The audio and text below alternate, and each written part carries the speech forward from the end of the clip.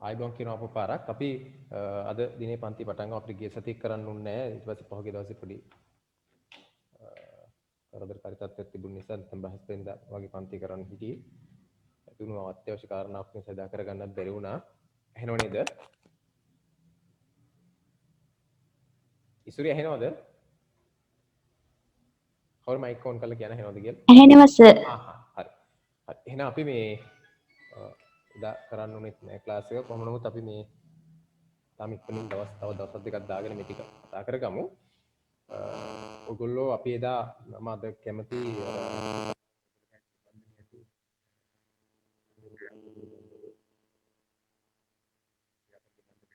ප්‍රත්‍යර්ථ නාම කියන නිබන්ධනය ගන්න ඔයගොල්ලෝ තියෙනවා.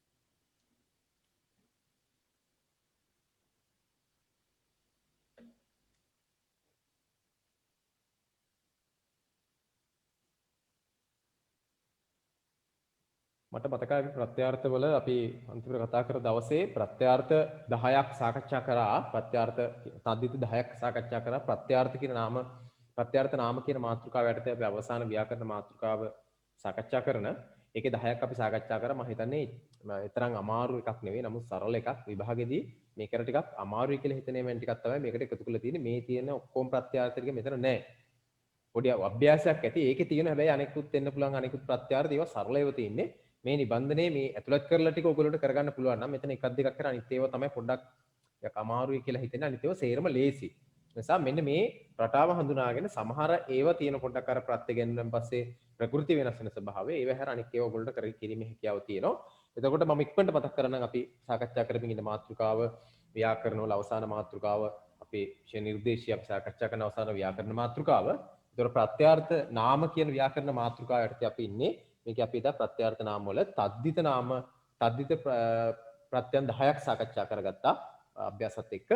එතකොට අපි දැක්ක ප්‍රත්‍යාර්ථ නාම කියන මාතෘකාවෙන් ඉඳගෙන ප්‍රත්‍යාර්ථ නාම ප්‍රධාන කොටස් දෙකකට බෙදුවා.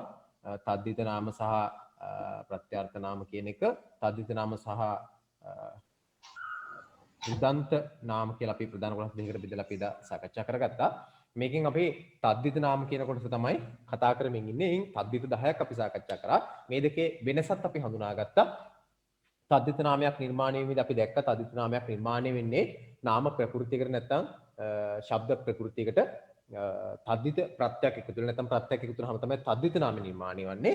ධාතු ප්‍රකෘතියකට ප්‍රත්‍යක් එකතු වුනහම නිර්මාණය වන්නේ අපි දැනගත්තා තද්දිත කෘදන්ත ධාතු ප්‍රකෘති කෘදන්ත ප්‍රත්‍යක් එකතු වුනහම අපි දැක්ක නිර්මාණය වෙන්නේ කෘදන්ත නාම කියලා. දෙකේ ස්වභාවය තමයි තද්දිත නාම වලින් ඍජුවම නාමය පදයකම ස්වභාවයක් පෙන්වුම් කරනවා. හැබැයි කෘදන්ත නාම වල වෙනසක් තියෙනවා. කෘදන්ත නාම බැලු බැලමටම යම්කිසි ක්‍රියාභාවයකින් අර්ථ ගන්නන්න උත්සාහ කරන අවස්ථා තියෙනවා. අර්ථ ගන්නන උත්සාහ සමහර වෙලාවට ඍජුවම අපිට පේනවා යම්කිසි ක්‍රියාභාවයක් පෙන්වුම් කරන බව. නමුත් සමහර වෙලෙම පෙන්වුම් කරන්නේ නැහැ. ඒක නිසා දැන් තද්දිත නාම නම් අපිට බැලු බැලමට කෙලින්ම මේක නාම පදයක් තමයි ඍජුවම නාම පදයක්. කෘදන්ත නාම වල නාම පදයක් වුණාට යම්කිසි ක්‍රියා ස්වභාවයක් තියෙනවා. අපි ඔක උදාහරණ කීපයක් සාකච්ඡා කරනකොට තේරෙයි ඒක හඳුනා ගැනීම කොහොමද කරන්න පුළුවන් වෙන්නේ කියලා. නිසා ඒකේ විදිහට මතක තබා ගන්න. එතකොට මේකෙන් අපි පළවෙනි 10 සාකච්ඡා කරා. ඔයගොල්ලෝ පොඩි නිවැරදි කිරීමක් කරන්න තියෙනවා. නිබන්ධනේ හැම කෙනෙක් ගාව මැතේ කියලා විශ්වාස කරන නැත්නම් මට කියන්න දැන් නිබන්ධනේ ඒකේ බලන්න 9 ඉනි ඉති කියලා ප්‍රත්‍යක් තියෙනවා. 9 පිටුවංක 3 ඉති කියලා ප්‍රත්‍යක් එනවා. පිටුවංක 3 9 වෙනි ප්‍රශ්නේ 9 වෙනි ප්‍රත්‍යේ ඉති කියලා ප්‍රත්‍යක් එනවා. ඒකේ ඉති කියන තද්දිත ප්‍රත්‍යක් වීම පිළිබඳව පොඩි හදා ගන්න ඕන දෙයක් තියෙන එතන. අර පළවෙනියට තියෙන කොණ්ඩන ඉති කියලා.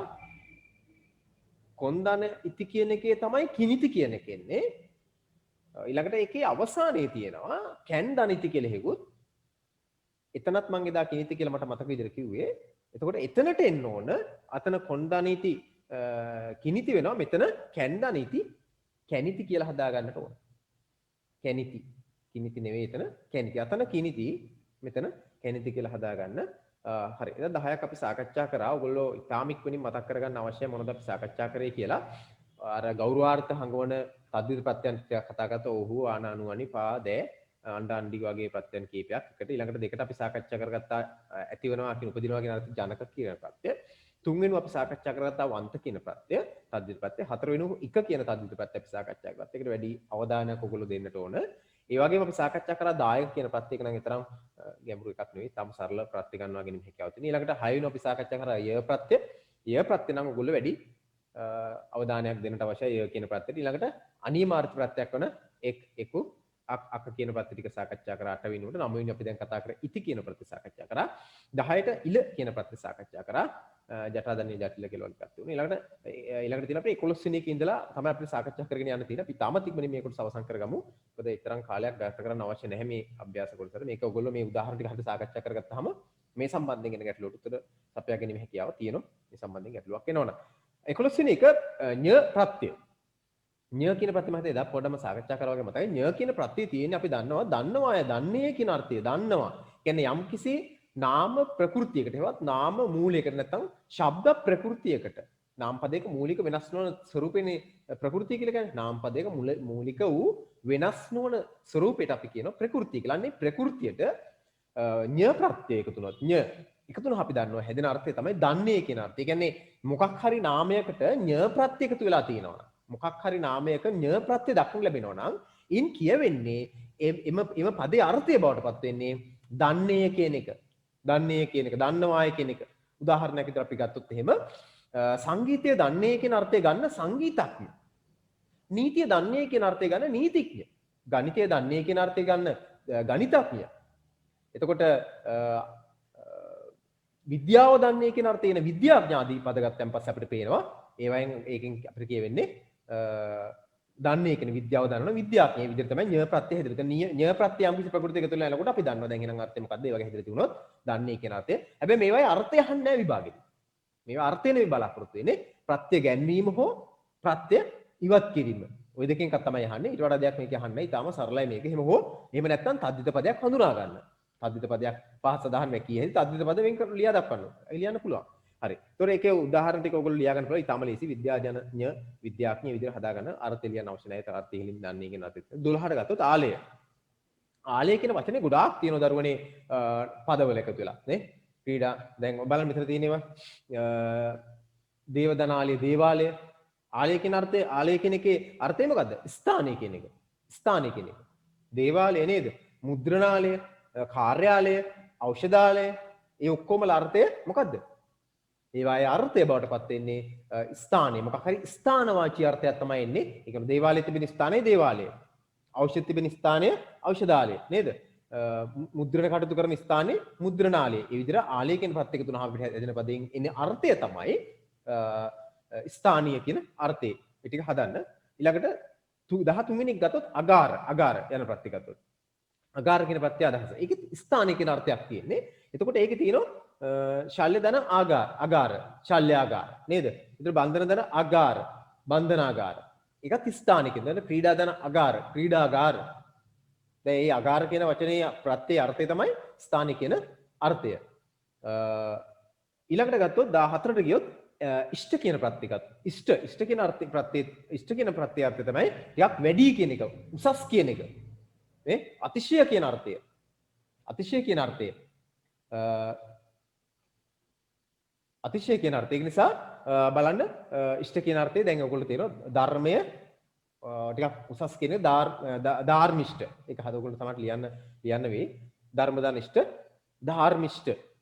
ධර්මදාන ඉෂ්ට ධාර්මිෂ්ඨ. පොඩ්ඩක් ඉන්න දරුවනේ. මේ ඉච්ඡත් දන්න එදා තිච්චව අකුලගෙන ගියාම ඔය තමයි අපිට දෙන්නේ. හරි. නෑ.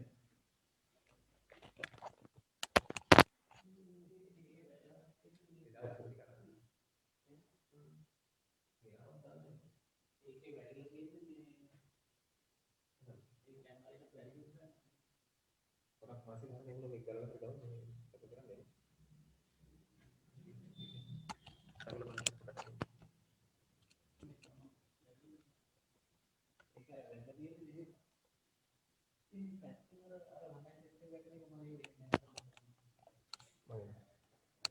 දෙක කතා කරන්න හරි. ඊළඟට මේ ඉෂ්ට කියන එක බලාගෙන ධර්මදර්ශන ධර්මිෂ්ඨ ඒක ඒ ටික ඉතුරු ටිකක් කරන්න මම දැන් පොඩ්ඩක් අස්සරේ ලින්ක් එක පොඩ්ඩක් හදලා දෙන්න කියනවා. ඊළඟට 15 ගත්තොත් ඊය කියන ප්‍රත්‍යය. ඒකත් තා වැඩිපුර භාවිත කරන ප්‍රදේශදානීය ප්‍රාදේශීය ඉතුරු ටිකක් හදන්න ඊය කියන එකේ යම්කිසි ඒ අදාළයි සම්බන්ධයි කියන අර්ථය තමයි ඉන්නේ කියලා තියෙනවා. නිසා අභ්‍යාස ටික කරන්න මෙතන. ඊළඟට 16 ගත්තොත් තන කියන ප්‍රත්‍යය. එතකොට ඒක තියෙනවා මධ්‍ය ජනතන මධ්‍ය ජන ලේසි තන කියන ප්‍රත්‍යය අදහස තමයි ඒකට සම්බන්ධයි කියන එක. ඊළඟට ඔන්න පොඩ්ඩක් වැඩි අවධානය දෙන්න ඕන එකක් තියෙනවා 17 අටු ඇටි වගේ ප්‍රත්‍යය.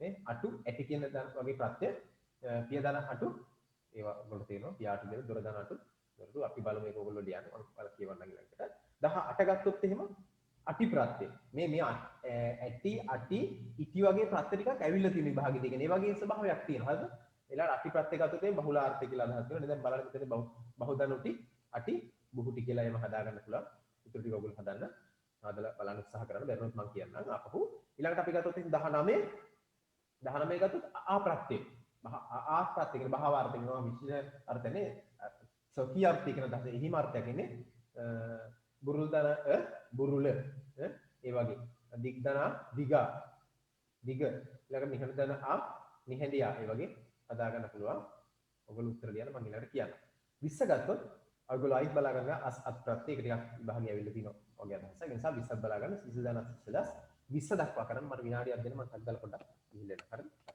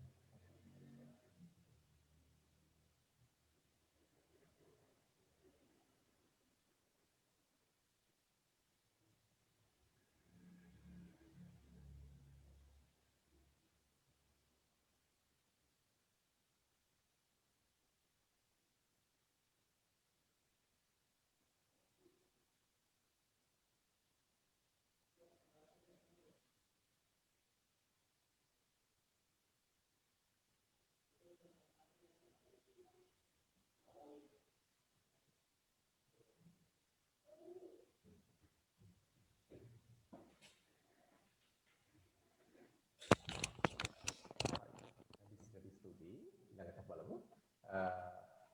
එතකොට මම හිතන ඔයගොල්ලෝ ඒ ටික කරන්නට තේ කියලා මම ආපහු 20 ඉඳලා අගට යන්න. ඔයගොල්ලෝ උත්තර ටික බලා ගන්න ලිව්වය.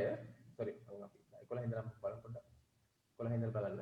මේක ඉවර කරගන්න ඉතාම කලින් 11 ඒක ටික ලේසි 11. විද්‍යාඥයෝ එක ලියාගෙන යන තියෙන විද්‍යාඥ නීතිඥ ගණිතඥ සංගීතඥ කියලා එකතු කරලා ලියන්න තියෙන වෙනසක් නැහැ. විභාගයට ආවොත් එන්නේ ඔක ප්‍රകൃතිය එක ප්‍රත්‍යයන් කරන්න ඕනේ. නැත්නම් සාධිතයක් හොයාගන්න එක තමයි එන්නේ වෙන මොකුත් වෙන්නේ නැහැ. 12 ගත්තොත් එහෙම ඒකත් ලේසි. දේවදනාලය දේවාලය ඊළඟට ඖෂධ දනාලය ඖෂධාලය මුද්‍රණ දනාලය මුද්‍රණාලය සහ කාර්ය දනාලය කාර්යාලය කියලා එනවා. ඒක ලේසි.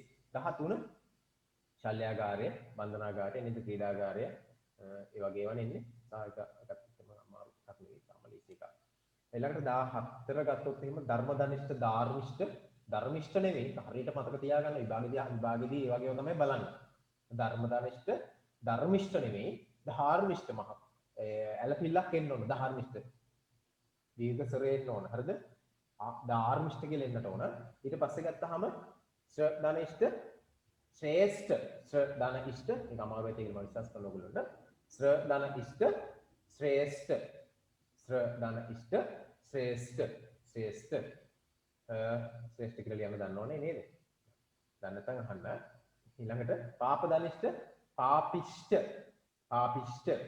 පාපදනිෂ්ඨ පාපිෂ්ඨ කාට හරි ලියා ගන්න බැරි වෙනවම අක්කර ගැටලුවක් આવුත් වහාම අහන්න ඕන හරිද බලන් ඉඳලා එහෙම නිකන් ලියාගෙන ඉඳලා වැඩක් නැහැ මොකද මමත් උදේ මේ ඔයගොල්ලෝ වගේම මේ මම අර සහභාගී වෙන පන්තියක මම ශිෂ්‍යයෙක් විදිහට සහභාගී වුණා ගොඩක් අය ඉතින් ඔය අහගෙන ඉන්න එක තමයි කරන්නේ මටත් සමහරලාට හිතෙනවා මොකටද ප්‍රශ්න අහලා කියලා නමුත් අපි දන්න දේවල් අහලා ඒකත් මේව කරගන්නවා හරිද ඊළඟට ගත්තාම ජේදන ඉෂ්ඨ ජේෂ්ඨ ඉතින් එහා ඊළඟට 15 ඒක ලේසි 15 එක ප්‍රදේශ ධනීය ප්‍රාදේශීය උණුවහනවා ඕක ටිකක් බලන්න ප්‍රදේශ ධනීය ප්‍රාදේශීය ගෝල ධනීය ගෝලීය විද්‍යාල ධනීය විද්‍යාලීය ලියන හැටි බලා ගන්නකො ඔයගොල්ලෝ විද්‍යාලීය ලියන හැටි ගොඩක් වෙලාවට වරද්දලා ලියන්නේ විද්‍යාල ධනීය විද්‍යාලීය මේ බලන්න විද්‍යාලීය මෙහෙම ලිව්වොත් වැරදි විද්‍යාලීය ලායන්ට දීර්ඝ ස්පෙල දාලා ලිව්වොත් වැරදි මේක වැරදි විද්‍යාලීය කොහොමද විද්‍යාලීය ලියන්නේ මේ විදිහට මතක තබා ගන්න. විද්‍යාලීය. ඔය විදිහට තමයි ලියන්න ඕන. හරිද? මේ විදිහට ලිව්වොත් වැරදි. එහෙම දීලා අහන්න පුළුවන් මේ වචනේනේ වැරදිද නිවැරදිද කියලා. හරිද? සා විද්‍යාලීය කියලා ලියනකොට මෙහෙම ලියන්න ඕනේ. මෙහෙම ලිව්වොත් වැරදි. ඊට පස්සේ ඊළඟට තියෙනවා ධර්ම ධනීය, ධරණීය, රමණ ධනීය, රමණීය ඒ වගේ එනවා. හරිද? ඊළඟට එක ලේසි එක අයි විස්තර කරන්න දෙයක් නැහැ. ඔය මධ්‍යතන මේ විදිහට ටික හතර ලියා මධ්‍යතන නවතන නවදනතන නම් හැබැයි පොඩ්ඩක් හරියනවා. නවදනතන නූතන කියලා හදා ගන්න ඕන. නවදනතන නූතන කියලා හදා ගන්න අධ්‍යයනතන අධ්‍යයනයේ කාට පුරාතනතන පුරාතන. ඊට පස්සේ 18 අටු ඇති ප්‍රත්‍ය දෙක. මේකත් පොඩ්ඩක් බලා ගන්න අවශ්‍යයි ඔයගොල්ලෝ. ඔයගොල්ලෝ පොඩි අවබෝධයක් අරුවනේ මේ පොඩි ප්‍රශ්නයක් තියෙනවා. මම හිතන්නේ මේක අපි ලයිසන් එකකින් නෙවෙයි ඉන්නේ. Sir, repeated ahead. ඇහුණා දරුවනේ. Sir, කියලේව heavy ahead sir. එමෙහිට ඇහෙන්නේ නේ. සද්ද අඩුවෙන් ahead. සද්ද අඩුවෙන් එන්නේ. හරි තා පොඩ්ඩක් මගේ සද්ද වැඩි කරන්නම් මම. ඊළඟට දරුවනේ දැන් මේකේ පොඩි ගැටලුවක් තියෙනවාද මේ වොලියුම් වැඩි වෙලා තියෙන්නේ. මේ පොඩි ගැටලුවක් තියෙනවාද දිනේ තව විනාඩි 9කින් මේක එන්ඩ් වෙනවා අවසන් වෙනවා. ඒක නිසා මේ විනාඩි 9මාරක අවසන් වෙනවා. ඒක නිසා මේ දැන් ඒක අවසන් වුණු ගමන් ඔයගොල්ලෝ ගිහින් එන්න දන්නව නේද? එහෙම වුණොත් ගිහින් එන්න දන්නව නේද? ආපහු. ආයෙ මුලට ගිහිල්ලා ලින්ක් එකෙන් එන්න ඕන. නෑනේ. සර් මතක නෑ. මතක. කොහොමද ඒක කරන්නේ? ඔයගොල්ලෝ ආව ක්‍රමයේ තියෙනවනේ ඒ ක්‍රමයට මෙන්න ආයෙ මුලට ගිහිල්ලා කර හරිනේ. ආව ක්‍රමයේ කිව්වේ. අබන් තේරෙන්නේ නෑ සර්. අනේ අම්මපා. දැන් මේක අවසන් වුණේම මීට දෙක ඔයගොල්ලන්ට ආයෙත් මේක ලොග් වෙන්න බැරි වෙනෝනේ. ඊට පස්සේ මම විනාඩියෙන් ආපු ඩක් ගාලා ලින්ක් එක දානවා. හරිද? මේක අද ලයිසන් එක නෙවෙයි ඔය ඇඩ් වල තියෙන එකේ තියෙන ප්‍රශ්නේ මම මේ ඉල්ල ගත්තා මේ ලයිසන් එක වගේ එක්ස්පයර් වෙලා දුන්නේ. ඒකට විනාඩි 40 45 මේක ලැබෙන්නේ. ඒතර දැන් ඔයගොල්ලෝ මේක මේ අවසන් වුණු ගාම අපු මල් ලින්ක් එක දානවා අයිත් වෙන්න. ඒතර හරිනේ. ආපු විදිහටම අයිත් වෙන්න තියෙන්නේ. මුකුත් කරන්න දෙයක් නැහැ. ඉන්ටර්වල් එකක් දෙන්න බෑ. දෙන්න පුළුවන්. ඒක ඒ විනාඩි 3ක් විතර වගේ යනවා. විනාඩියක් විතර යනවා ලින්ක් එක දාන්න. එතකොට ඔයගොල්ලෝ විනාඩි 3ක් අරගෙන ඉන්න. හරිද? හරි. පොඩ්ඩක් මේක ඉන්නේ. කෑම කෑම මම අරන් එන්න ඉතින්. අවසන් කරගන්න ඕන නිසා පියදන අටු පියාටු පිහාටු ඕනම් පියාටු කියලා කියන්නත් පුළුවන් පියාටු කියලා කියන්නත් පුළුවන් පිහාටු කියලා ගන්නත් පුළුවන් කුළුදන ඇටි කුලෑටි කුළුදන ඇටි කුලෑටි මුහුර්ද ජල කුලෑටි ඊට පස්සේ ගත්තාම දොරදන අටු දොරටු පැලදන ඇටි පැලෑටි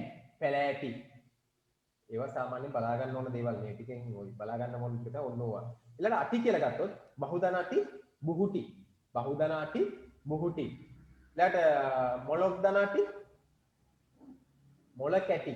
මොල කැටි කියලා ගත්තත් කමන්නේ මොල කැටි කියලා ගත්තත් කාලේ මොල කැටි නහර දන අටි නාරටි ඊළඟට නාරටි හරිද නහරටි නෙවෙයි නාරටි ඊළඟට දිග් දන අටි දිගටි කරදන අටි කරටි ඊට පස්සේ ඉහ දන අටි ඉහටි ආල්මස්ටෝන් ගේම් තියෙනවා මුදුනේ කියන අදහස දෙන්නේ නේ ඉහටි කියන එක ඊළඟට ගත්තාම පාදන අටි පහටි කියලා ගත්තා කවන්නේ පාටි කියන අර පාටි නෙවෙයි හද 19 බුරුල් දන බුරුල කෙලෙසි බුරුල් දන බුරුල ඊට පස්සේ ගත්තාම දිග් දන දිග නිහඬ දන නිහඬියා කියලා කියන්න ඊළඟට ගත්තාම හැකි දන හැකියා ඊළඟට වැඩි දන ඒ වගේම රටාවක් වැඩියා ඊළඟට දෙගොඩ දන දෙගිඩියා දෙගොඩියා නෙවෙයි දෙගිඩියා 20 අපි අවසන් කතා කර එක ගත්තහම 20 ආදර්ශ ධනවත් ඒක කතා කරනවා සිසිල් ධන සිසිලස් ඊළඟට මුදුන් ධනවත් මුදුනත් මේකත් පොඩ්ඩක් බලා ගන්න අවශ්‍යයි මේකත් ඒ වගේ ටිකක් අර විභාග වලට අහන්න පුළුවන් මට්ටම එකක් වරල් ධන වරලස් කොපුල් ධන කොපුලක් ඊළඟට ගත්තොත් එහෙනම් වෙරළ ධනස් වෙරළස් සරණ ධනත් සරණත් ඉතුරුටියත් අපි ඔහොම සාකච්ඡා කරගෙන යන් ඉතුරු ප්‍රත්‍ය ටික දෙක තුන තියෙන එකත් ඉවර කරමු ඉතුරු ඔහොම කතා කරලාම සර් ඔව් කියන්න සර් බර්ත්ඩේ එක තිබුණානේ අපිට පාටිය ඕන අම්මපා මේක අවසන් කරලා අපි කතා කරමු හරිද මොකද මේ දන්නේ 21 බලන්න මේ වත්මත් ප්‍රත්‍ය ගත්තහම මේක ලේසි ආදර්ශ අන්න ඒක තමයි බලන්න ආදර්ශ මත් නෙමෙයි හරිනේ අපි සාමාන්‍ය විහාරය ඔක අන විභාගෙදී වරද්දන තැන අපි කියනවා මේ මම හරි ආදර්ශමත් චරිතයක් කියලා ආදර්ශමත් චරිතයක් නෙමෙයි කොහොමද ආදර්ශවත් කියලා මතක තබා ගන්න හොඳට මතක තබා ගන්න ආදර්ශමත් නෙමෙයි ආදර්ශවත් වත් කියන එකේ අර්ථය මොකද්ද වත් කියන එකේ අර්ථය සහිත වේ ඇත්තේ කියන එක හරිද ආදර්ශමත් චරිතයක් කියන්න බෑ අපිට කොහොමද කියනවා ආදර්ශවත් කියලා ආදර්ශවත් වැඩ ඉවසිලි මත් ආලෝකමත් නෙවෙයි දැන් ඔයගොල්ලෝ දැකලා තියෙන ඕන තරම් මේ වචන දෙක තියෙනවා ආදර්ශවත් ආලෝකවත් කියන එකත් ආලෝකමත් ආදර්ශමත් නෙවෙයි මත් කියන එක නෙවෙයි කියලා මතක තබා ගන්නකො මත් නෙවෙයි කියලා මතක තබා ගන්නකො ණයකුත් මත් නෙවෙයි කියලා මතක තබා වරද්දන තැනක් හරිද වරද්දන තැනක් ආදර්ශවත් මිසක් මත් නෙවෙයි ආලෝකවත් මිසක් ආලෝකමත් නෙවෙයි දැන් සමහරවිට ඔයගොල්ලෝ දැකලා තියෙන ඔය විහාරස්ථානයේ මේ විදුලි බෝල් මෙච්චර වණින් ආලෝකමත් කරත කියලා තියෙනවා ආලෝකමත් කිව්වොත් වැරදි එන්න ඕන කොහොමද ආලෝකවත් ඒ දෙක පොඩ්ඩක් අවබෝධ කරගන්න විසම සෙනෙහවත් දැන් අපි සෙනෙහමත් කියලා කියන්නේ නේද සෙනෙහමත් නෙමෙයි හරි වචනේ මොකද්ද සෙනෙහවත් ඊළඟට විධිමත් අර අපි ඔයගොල්ලෝ පේනවා ඉසුරුමත් ඉවසිලිමත් ඔයගොල්ලෝ පොඩි විශේෂත්වයක් දක්වලා ලැබෙන මේ පද දෙකේ නේද අර ඊස්වරෙන් අවසන් වෙන ඒවා තමයි අවිදිර එකතු වෙලා තියෙන්නේ ඊස්වරෙන් අවසන් වෙන ඒවා මත් එකතු වෙලා තියෙන්නේ අර වගේ කෙටිසරකින් අවසන් වෙච්ච ඒවා තමයි වත් කියලා අවසන් වෙලා තියෙන්නේ ඊළඟ 22ට අපි යනවා මේකේ විවිධ අර්ථයන් එනවා නැව්දන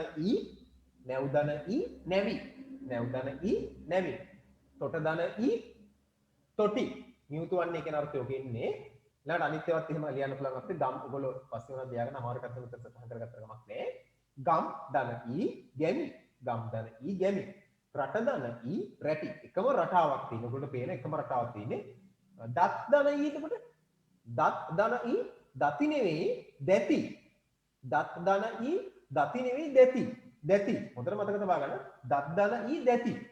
ඊළඟට ගත්තාම පද දන ඊ පදි නෙවෙයි. පද දන ඊ පදි නෙවෙයි පැදි. පැදි. ගායනා කරන්න පුළුවන් කියන අර්ථයේ පැදි. පද දන ඊ පැදි. පද දන ඊ පැදි. ඊට පස්සේ ගත්තාම ඒවා පොඩ්ඩක් අවබෝධ කරගන්න ඕන ඒවා හරිද? නැකත් දන ඊ නැකති. නැකති. ඊළඟට ඔතන ශිල්ප දන එන්න ඕන ශල්ප කියලා තියෙන්නේ. ශිල්ප දන ඊ ශිල්පී. අඳුරු දන ඊ අඳුරු දන ඊ. අඳුරු දන ඊ ඇඳිරි ඇඳිරි. අඳුරු දන ඊ ඇඳිරි. අඳුරු දන ඊ ඇඳිරි. කදළු දන ඊ කැදලි. කදළු දන ඊ කැදලි. ඊට පස්සේ මැදුරු දන ඊ එහෙනම් ඔයගොල්ලෝ දන්නවා මැදිරි. සර් ඔක් කියන්නේ ශිල්ප දන ඊ මොකද්ද? ශිල්පී. ශිල්පය කියලා කියන්නේ ශිල්පී. ඊළඟට මැදුරු දණේ ඔයගොල්ලෝ දැන් තේරෙනවා මැදුරු දණේ මැදිරි කියලා. ඊට පස්සේ ගත්තා බුබුලු දණේ බුබුලි නෙවෙයි කොහොමද එන්නේ? කියන්නකෝ. බුබුලු දණේ බිබිලි. බිබිලි. ඊළඟට දැන් ඔන්න ඔතනින් අපි ටිකක් ඕකට පොඩක් ප්‍රායෝගිකව පුරුදු පුහුණු වෙන්නට ඕන වචන ටික තමයි එකතු කරලා ඕන මට මෙහෙම කරන්නත් තිබ්බ මේක. ඔයගොල්ලෝ කොහොමද ලබා දෙන්න බඳන්නේ මට ඕන මේ ටික උත්තර ටිකක් තින් කරලා එහෙම දෙන්න තිබ්බ. නමුත් ඔයගොල්ලෝ මේ අභ්‍යාස කිරීම තුළින් තමයි මේක පුහුණු වෙලා යම් කිසි අවබෝධයක් ගන්න වෙන්නේ. ඒක නිසා අභ්‍යාස කරන්න අවශ්‍ය නිසාම තමයි මේක මම මේ විදිහට එකතු කරලා තියෙන්නේ. ඊළඟට අපි ඊළඟට තියෙන ටික බලන්න පහතින් තියෙන ටික. ඒකේ ඔයගොල්ලන්ට තියෙන ප්‍රාදිත්‍යපත්‍ය වෙන් කරන්න කියලා. මේ ටික ඔයගොල්ලෝ කරන්න. හරිද? කරන්න. මේ ටික කරන්න ඕන තව විනාඩි 1කමාරකින් මේක අවසන් වෙනවනේ. අන්නේ කාල සීමාව තුළ මේක අරගෙන කරන්න. ඊට පස්සේ ඔයගොල්ලෝ මේ අර විනාඩි දෙක තුන අපතේ යවන්න එපා. ඔයගොල්ලෝ වතුර ටිකක් මෙහෙම බොන්න ඕන නම් ඒක කරගන්න. වෙනම ගමන් එහෙම යනවා නම් ගෙදරම කනටක් ගානේ වැඩි කරගෙන ඉන්න ගිහිල්ලා ඒ පන්ති වගේම හරිද? ඒ ටික කරගන්න. විනාඩියක් ඕන නැත්නම් විනාඩි 3ක් ඇතුළත අනිවාර්යයෙන්ම ලින්ක් එක විනාඩියක් යනකොට ලින්ක් දාන්න පුළුවන්. ඔයගොල්ලෝ විනාඩි 3ක් යනකොට මේකට ඇතුළත් වෙන්න අවශ්‍යයි. හරි. එතකොට මේකේ මම උදාහරණයක් විතර ඔයගොල්ලෝ ප්‍රත්‍යයෙන් කරන විදිහ පාටියක් දෙන්න. ඔව් ගැටලුවක් තියෙනවා කියන්න කවුද? අමන්තර ගැටලුවක් තියෙනවද? ගැටලුවක් තියෙනවද? නෑ නේ. නෑ සර්. ඔව් කියන්න. හරි. ඊළඟට මේ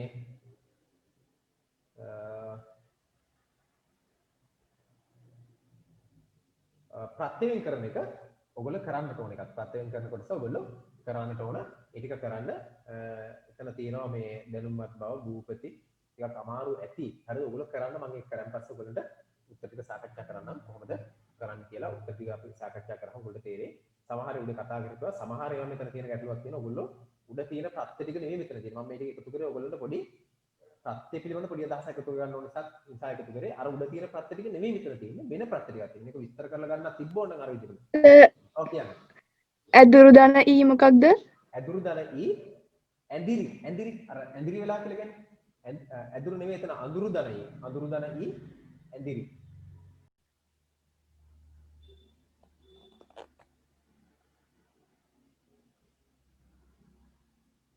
හොඳයි. මේ අතරම අද මේ වැහෙනව නේද? කිසිදු වැහෙනවද? ඇහෙනවා සර්. හරි හරි. මේ මම මේක කුමාරසර් මට මේ දුන්නේ මේ ලින්ක් එක. නමුත් මම හිතන්නේ මේ මොකටද පොඩක් එහෙමයක් වෙලා තියෙනවා මේ පොඩක් ෆ්‍රී ලින්ක් එකක් තියෙන්නේ. නැත්තම් මේ කට් වෙන්නේ නැහැ. ඒක නැති එකක් තියෙන්නේ. කොහොමද කමන්න අදට මෙහෙම කරමු. එතකොට මේ මම හිතනවා ඔයගොල්ලෝ අර මම මේ කතා කර ටික බලන්නට ඇති. සාකච්ඡා එකක් ගන්නට එනකන් ගැටලුවක් තියෙනවා කියන්න මේකේ මේ පහලින් තියෙන ටික ඔක්කොම ඔයගොල්ලෝ උපරිම උත්සාහ කරන්න මම මේක ඊළඟ දවස් සාකච්ඡා කරලා ඔයගොල්ලෝට උත්තර ටික බලමු. ඒක අමාරු නෑ ටික. අර කතරලා ලේසි ටිකක් තියෙන බලමු. නමුත් සමහර වෙලාවට පොඩ්ඩක් මේවක් වෙන්න පුළුවන්. කොහොමද? ඊළඟට මේ අපි ඉක්මන් කරලා පුතන්ත කරලා අභ්‍යාසය කරන්න ඔයගොල්ලෝ දැන් අනිත් අයට ඒ අභ්‍යාසය ඔයගොල්ලෝ කරන්න. ඊළඟට අපි අද මේ වෙලාවේ මේ කොටස මෙතනින් දැන් පොඩ්ඩක් පොඩි සාකච්ඡාවක් කරලා පුතන්ත පද පොඩ්ඩක් කතා කරලා අපි යනවා සාහිත්‍ය කොටසට. එතකොට මම හිතන්නේ අද දිනේ ඔයගොල්ලෝ අහන්නට ඇති මේ අදත් ඊයේ විභාගයේ යම් කාලයකට අවස්ථාවක් තව ලබා දෙන්න කියලා ඉල්ලීම් කරනවා. කීප පාර්ශ්විකෙන් ඉල්ලීම් කරා පොඩ්ඩක් කල් දාන්න කියලා ඉල්ලීම් මොකුත් යන මේ වෙලාවේ පොඩ්ඩක් මතුවෙමින් තියෙනවා. කොහොම නමුත් මම ඔයගොල්ලන්ට දැක්කුවා එහෙම කල් යනවා නැද්ද කියන එක අපිට අදාළ නැහැ. හෙට විභාගෙ තිබුණත් අපිට ලියන්න පුළුවන් මතකෙන් අපි සූදානම් වෙලා ඉන්නට ඕන. විභාග කල් යන එක වැඩ කරන අයට එච්චර හොඳ නැහැ. වැඩ කරන පාඩම් කරන අයට එච්චර හොඳ මේ සූදානම් වෙන්නට විභාග කල් යනවා කියන එක තරම් හොඳ එකක් නෙවෙයි. ඒක නිසා ඕගොල්ලෝ උත්සාහ කරන්න මේ හෙට විභාග තිබුණා ලියන්න පුළුවන් මට්ටමට වැඩ කරන විදිහට වැඩ කරන්න. මොකද වැඩ කරන ඕගොල්ලොන්ට විභාග කල් යන එක තරම් හොඳ නෑ මම නම් දකින්නේ එහෙමයි. නිසා මේ ඕගොල්ලෝ විදිහට සූදානම් වෙන්න. තව කීප දෙනෙක් ඉන්නව එන්නේ. හරි. අපි ඒකම බලමු. මේ කෘදන්ත නාම කියන නාමපද කියන කොටස ගත්තොත් කෘදන්ත නාමපද කියන කොටස ගත්තොත් දැන් ඔයගොල්ලන්ට මේ තදිත නාම සම්බන්ධ මොනවා ගැටලුවක් තියෙනවා අහන්න. තදිත නාම සම්බන්ධ මොනවා ගැටලුවක් තියෙනවා අහන්න ඊට පස්සේ ඊළඟ කොටස ගන්න ගන්න. පොඩි වෙලාවක මම මේක අවසන් කරනවා ව්‍යාකරණ කොටස. මොකද අපි ගාව තව නිබන්ධන කීපයක් තියෙනවා. ඒ අඩුපාඩු තියෙන ඒවා සම්පූර්ණ කරගන්න ඕන නිසා ගුරු ගාවේ නිබන්ධන.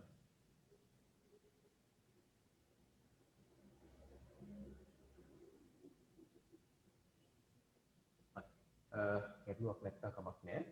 ඊළඟට අපි මේ අපේ ඊළඟ මේ ප්‍රත්‍යර්ථ නාම වල ඊළඟ කොටසට යනවා.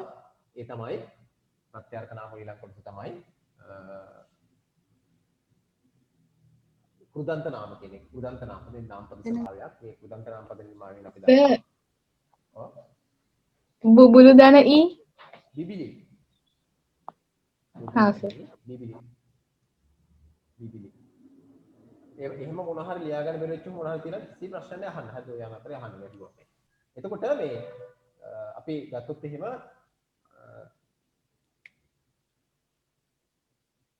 කෘදන්ත නාම කියන නාමපද කියන කොටසට ගියොත් කෘදන්ත නාමපද නිර්මාණයෙන් කොහොමද කියලා මම කිව්වා ධාතු ප්‍රകൃතියක්වත් ක්‍රියාමූලික නැත්නම් දාපිය කියන ස්වභාවයට කියන ක්‍රියාපදයක වෙනස් නොවන මූලික කොටසකට කෘදන්ත ප්‍රත්‍යක් තුනම තමයි කෘදන්ත නාම නිර්මාණය වෙන්නේ. කෘදන්ත නාම හඳුනා ගැනීමේ එක පහසුවක් තියෙන ඒ තමයි කෘදන්ත නාම හඳුනා ගන්න කොහොමද කියලා අපි කියනවා. කෘදන්ත නාම ධර්මනේ හඳුනාගන්නේ කෘදන්ත නාමයක තියෙනවා කිසියම් ක්‍රියා ස්වභාවයක් වෙන්න කරනවා. ක්‍රියාපදයක ස්වරූපයක් ක්‍රියාපදයක් නෙවෙයි. නමුත් ක්‍රියාපදයක ස්වරූපයක් දැන් අලුතෙන් ඉන්න අය මේ ලබා ගන්න අය මේ වයින්නවා මේ පාරේ සම්පූර්ණනේ මේ කතා කරගෙන ඉන්නේ. තව මුලින් අපි නිසා ඒතර ක්‍රියාභාවයක් හඟවනවා කියන එකෙන් තමයි කෘදන්ත කියන කියන්නේ. කෘදන්ත කියලා කියන්නේ ක්‍රියා කියන අර්ථයම තමයි. නමුත් ක්‍රියාපදයක් නොවන බව මතක තබා ගන්න. ක්‍රියාපද වර්ගයෙන් එකක් නොවන බව මතක තබා ගන්න. ක්‍රියාභාවයක් ක්‍රියාපදයක ස්වභාවය ක්‍රියාභාවයක් පෙන්눔 කරන නාමපදයක් තමයි කෘදන්ත නාම කියන්නේ. නාමපදයක් කියන්නේ ධාතු ප්‍රകൃතියෙන් නිර්මාණය කරගෙන නාමපද වර්ගයක් තමයි කෘදන්ත නාම කියන්නේ. මේක පොඩ්ඩක් අවබෝධ කරගන්න අවශ්‍යයි. ඒතකොට කෘදන්ත නාමයක් නිර්මාණය වන්නේ ධාතු ප්‍රകൃතියකට කෘදන්ත ප්‍රත්‍යක් එකතු වෙලා. කෘදන්ත ප්‍රත්‍යක් එකතු වෙලා. ඒතර කෘත් ධන අන්ත පද දෙක තුල තමයි කෘදන්ත කියන නම නිර්මාණය වෙලා තියෙන්නේ. කෘත් ධන අන්ත කෘදන්ත කියන නිර්මාණය වෙලා තියෙන්නේ. එතකොට අපි ඒකෙත් කෘදන්ත නාම කරුණේ ප්‍රධාන කොටස් හතරකට බෙදෙනවා. කෘදන්ත නාම පද. හැබැයි විභාගයේ ඔයගොල්ලෝට කිසිසේත්ම අහන්නේ නැහැ. කෘදන්ත නාම බෙදෙන ප්‍රධාන කොටස් හතර මොනවද කියලා. කෘදන්ත නාම බෙදෙන කොටස් හතර මොනවද කියලා අහන්නෙම නැහැ.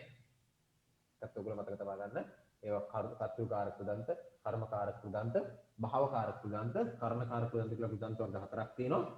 එහෙම අහන්නේ නැහැ. නමුත් අපි පොඩ්ඩක් දැනගෙන ඉන්න නිසා අපි මේක කතා කරගන්නේ දැනගෙන ඉන්න නිසා ඔන්න නාමපද කෘදන්ත නාමපද ප්‍රධාන කොටස් හතරකට වර්ග කරන්න පුළුවන්. ඒක තියෙන ඔයගොල්ලෝගේ නිබන්ධනේ කර්තෘකාර කෘදන්ත, ඊළඟට කර්මකාර කෘදන්ත, භාවකාර කෘදන්ත සහ කර්ණකාරක කෘදන්ත කියලා. පොඩි හිස්තනක් තියලා තියෙනවා, පොඩි ඉඩක් තියලා තියෙනවා. මොකද පොඩ්ඩක් ඔයගොල්ලෝ පොඩි සටහනක් කරගන්න අවශ්‍ය නිසා එතනට ගියොත් එහෙම අපි පොඩි ඔය ඉඳ තිබුණට ඔය ඔක්කොම ලියන්නේ නැහැ. මම පොඩ්ඩයි මේ වෙන්නේ අපිට තන උදාහරණ කීපයක් ලියන්න තියෙන්නේ. උදාහරණ කීපයක් ලියන්න තියෙන්නේ. එතකොට බලන්න පළවෙනි එක තියෙන්නේ කෘදන්ත නාම අපි සාකච්ඡා කරමින් කෘදන්ත නාම කියලා කියන්නේ ක්‍රියාපදයෙන් වෙනස් නොවන මූලික කොටසට ප්‍රත්‍යයක තුල හැදෙන නාමපද ස්වභාවයක්. එතකොට කෘදන්ත නාම පදවල ස්වභාවය යන ප්‍රධාන කොටස් හතරයි. කෘදන්ත නාම පදවල ස්වභාවය යන කොටස් හතරයි. කෘදන්ත නාම කියන මාතෘකාවට අපි අලුතෙන් ලින්ක් එකක් ඊළඟට කෘදන්ත නාම කියන මාතෘකාවට කෘදන්ත නාම කියන මොනවද කියලා සාකච්ඡා කරලා ඔයගොල්ලෝ නිබන්ධන අත්පාඩු හදා ගන්න පුළුවන්. පළවෙනි කෘදන්ත නාම කියන ප්‍රධාන කොටස් හතරේ කර්තෘකාර කෘදන්ත, කර්මකාර කෘදන්ත, භාවකාර කෘදන්ත සහ කර්ණකාර කෘදන්ත වලින් පළවෙනි එක තමයි අපි දන්නවා කර්තෘකාර කෘදන්ත කියලා කියන්නේ. කර්තෘකාර කෘදන්ත කියලා කියන්නේ. හැබැයි විභාගයේදී අහන්නේ නැහැ. පහත් ප්‍රධාන ඡේදයේ ඇති කර්තෘකාර කෘදන්ත පදයක් ලියන්න කියලා කියන්නේ නැහැ. සාමාන්‍යයෙන් මේ හතර වර්ගය කුලේ අවබෝධය සඳහා ව්‍යාකරණ අවබෝධය සඳහා මිසක විභාගයට නම් අහන්නෙම නැහැ.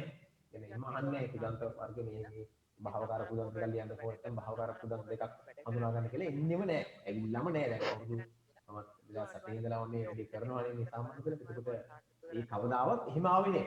හැබැයි අපි ඉගෙනගෙන තියෙනවා. මම ඔයගොල්ලෝ කලින් දවසක මේ ඉන්න ගොඩක් අය මොකද කරන්නේ? ආයි නැවත සිංහල ඉගෙන ගන්න නෙමෙයි මේ අය. මේ අය ඔයගොල්ලෝ කියන්නේ මේ මෙතරම් උත්සාහ ගන්න ආපහු සිංහල ඉගෙනගෙන එහෙම කරන්නේ. වෘත්තීය ස්වභාවයක් හදාගන්න තමයි උත්සාහ කරන්නේ. ඒකට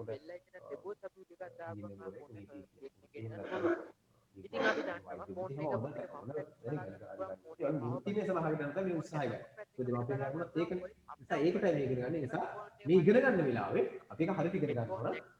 මේක අපි එහෙම තීරි ගොඩාක් සාකච්ඡා කරන කාලෙක තමයි අපිට සවුන්ඩ් එක එළියට එන්නේ. ඉතින් අපි මොකක් කරේ ඕඩ් එක ප්ලේ කරනවා නම් අපිට සවුන්ඩ් එක එළියට එන්නේ පල්ලෙන්. අපි මේක අවසන් කරගන්න ඕන. ඒ නිසා කතෘකාරක උදාහරණ දෙක අනුමාත්‍රිකාව පොඩ්ඩක් බැලුවොත් එහෙම කතෘකාරක උදාහරණ දෙක කතෘකාරක කියන්නේ කොහොමද කියලා ගන්න දෙන්නේ මට අවශ්‍ය කියලා මම පල්ලෙන් දාන්න ආදායන කියලා එකක් ගන්න. කතෘකාරක ඉතින් මේ ඇප්ලිකේෂන් වලට ඉංග්‍රීසි 7ක වැඩි ප්‍රමාණයක් වෙන්නේ. ඉතින් මේ කතෘකාරක උදාහරණ මේක වැලි බැලුවට ඔයගොල්ලෝ මේක නිර්වචන නිකන් කියන්නත් පුළුවන්. බලාගන්න මේක ස්ටාර්ට් කරන් ට්‍රයල් එක කරනවා ලයිෆ් ටයිම් කරනවා. කතෘකාරක උදාහරණ කතෘකාරක කෘදන්ත. කතෘකාරක කෘදන්ත කියන වචනේ ගත්තාම අපිට පේනවා කෘදන්ත පදයක් වෙන්නට ඕනේ. ඒක කෘදන්ත පදයක්. සර් ඇහින්නේ. ඇහෙන්නේ නැද්ද? ඇහෙනෝ. ඇහෙනවා. සර් කවුරු හරි මයික් ඔන් කළා. කෙනෙක් පිස්සු කෙල්ල. පිස්සොත් ඉන්නවද මේකේ?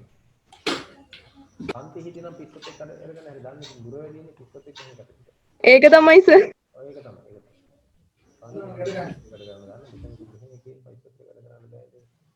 ඔය ගෙදර ඉන්නව නේද වැඩි එකම කාට හරි කියන්නේ. ඉස්සෙල්ලා පොඩ්ඩක් පැත්ත කරගන්න කියලා. හරි.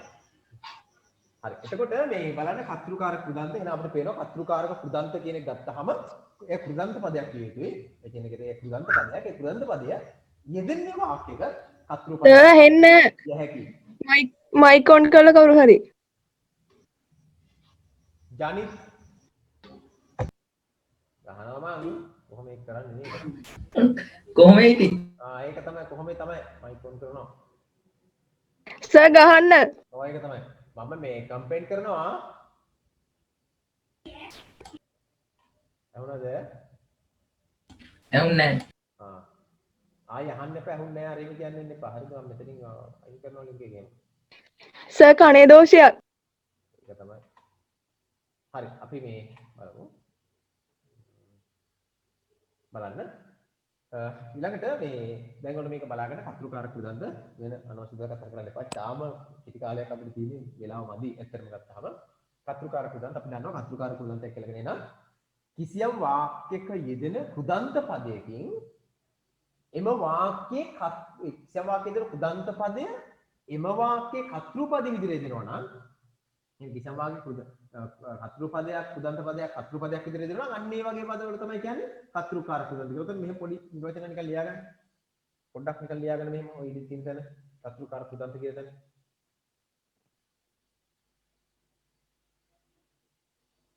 කිසියම් වාක්‍යයක යෙදෙන කිසියම් වාක්‍යයක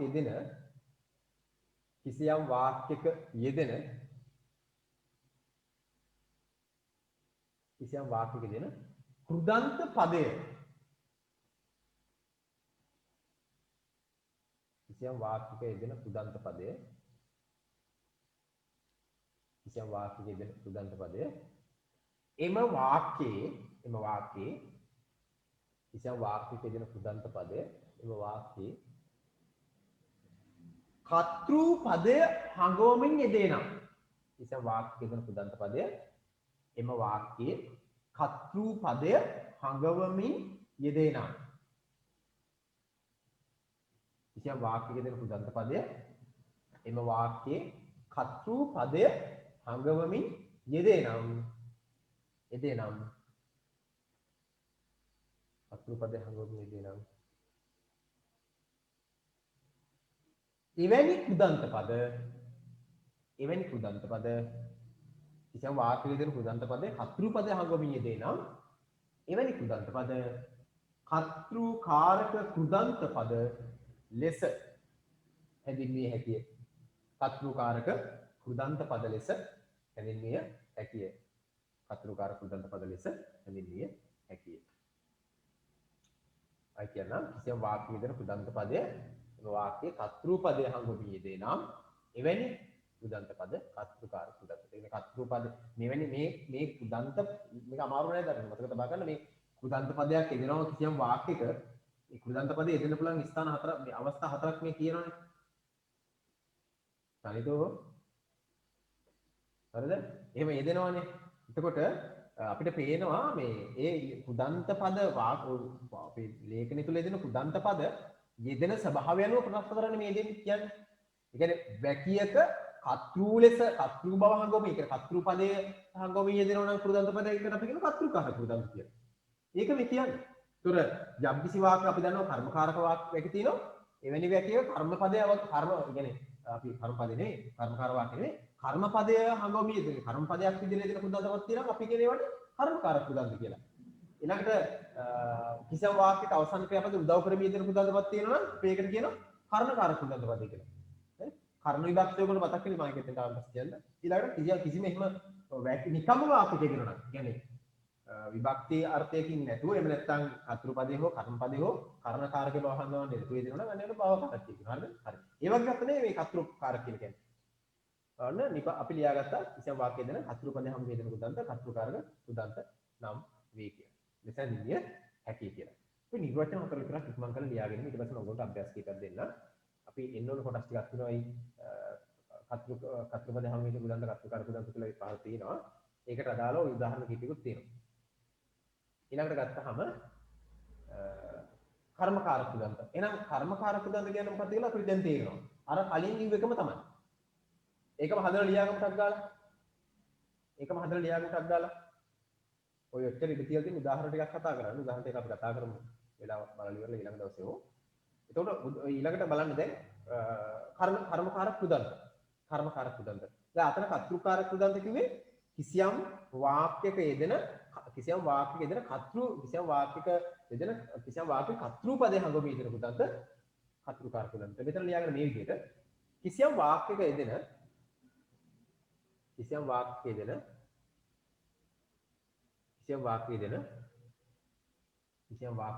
කුදන්ත පදයෙන් කිසියම් වාක්‍යයක යෙදෙන කුදන්ත පදයෙන්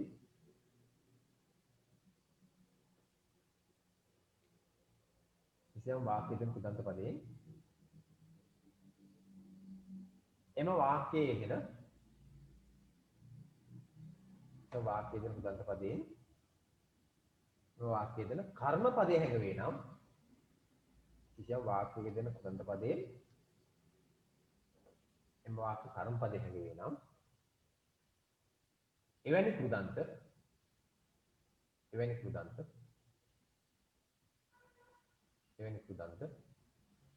කර්මකාරක කුදන්ත වේ. කර්මකාරක කුදන්ත වේ. මම නිර්වචන හතර විතරක් ඉස්සරහට අරගෙන යනවා. හරිද? හරි.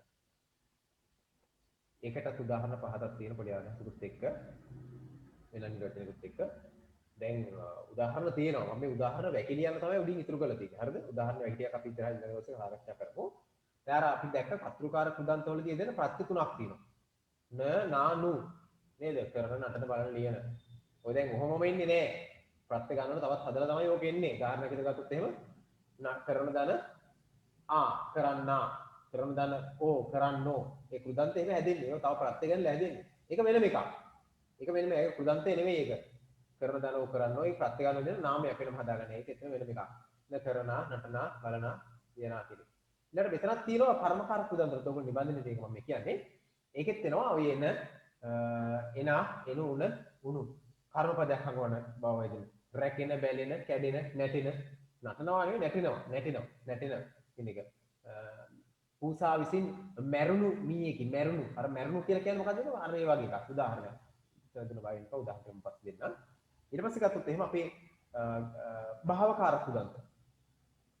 භාවකාරක කුදන්ත කියන්නේ මොකද්ද කියලා කල්ගාල ලියාගමු. කිසියම් වාක්‍යයක යෙදෙන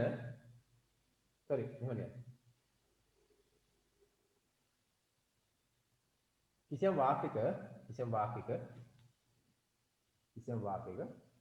කර්තෘ පදේ හෝ කිසියම් වාක්‍ය කර්තෘ පදේ හෝ කර්ම පදය කිසියම් වාක්‍ය කර්තෘ පදේ හෝ කර්ම පදය භාවකාරක කෘදන්ත වලට කියන්නේ කිසියම් වාක්‍යයක කර්තෘපදේ හෝ කර්මපදේ නොහඟවා යෙදෙන කෘදන්ත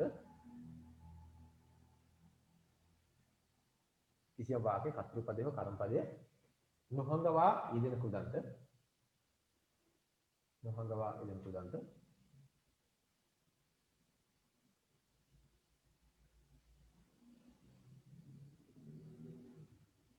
භාවකාරක කෘදන්ත නම් මේ සර් අයිත් කියන්නකෝ. කිසියම් වාක්‍යයක යෙදෙන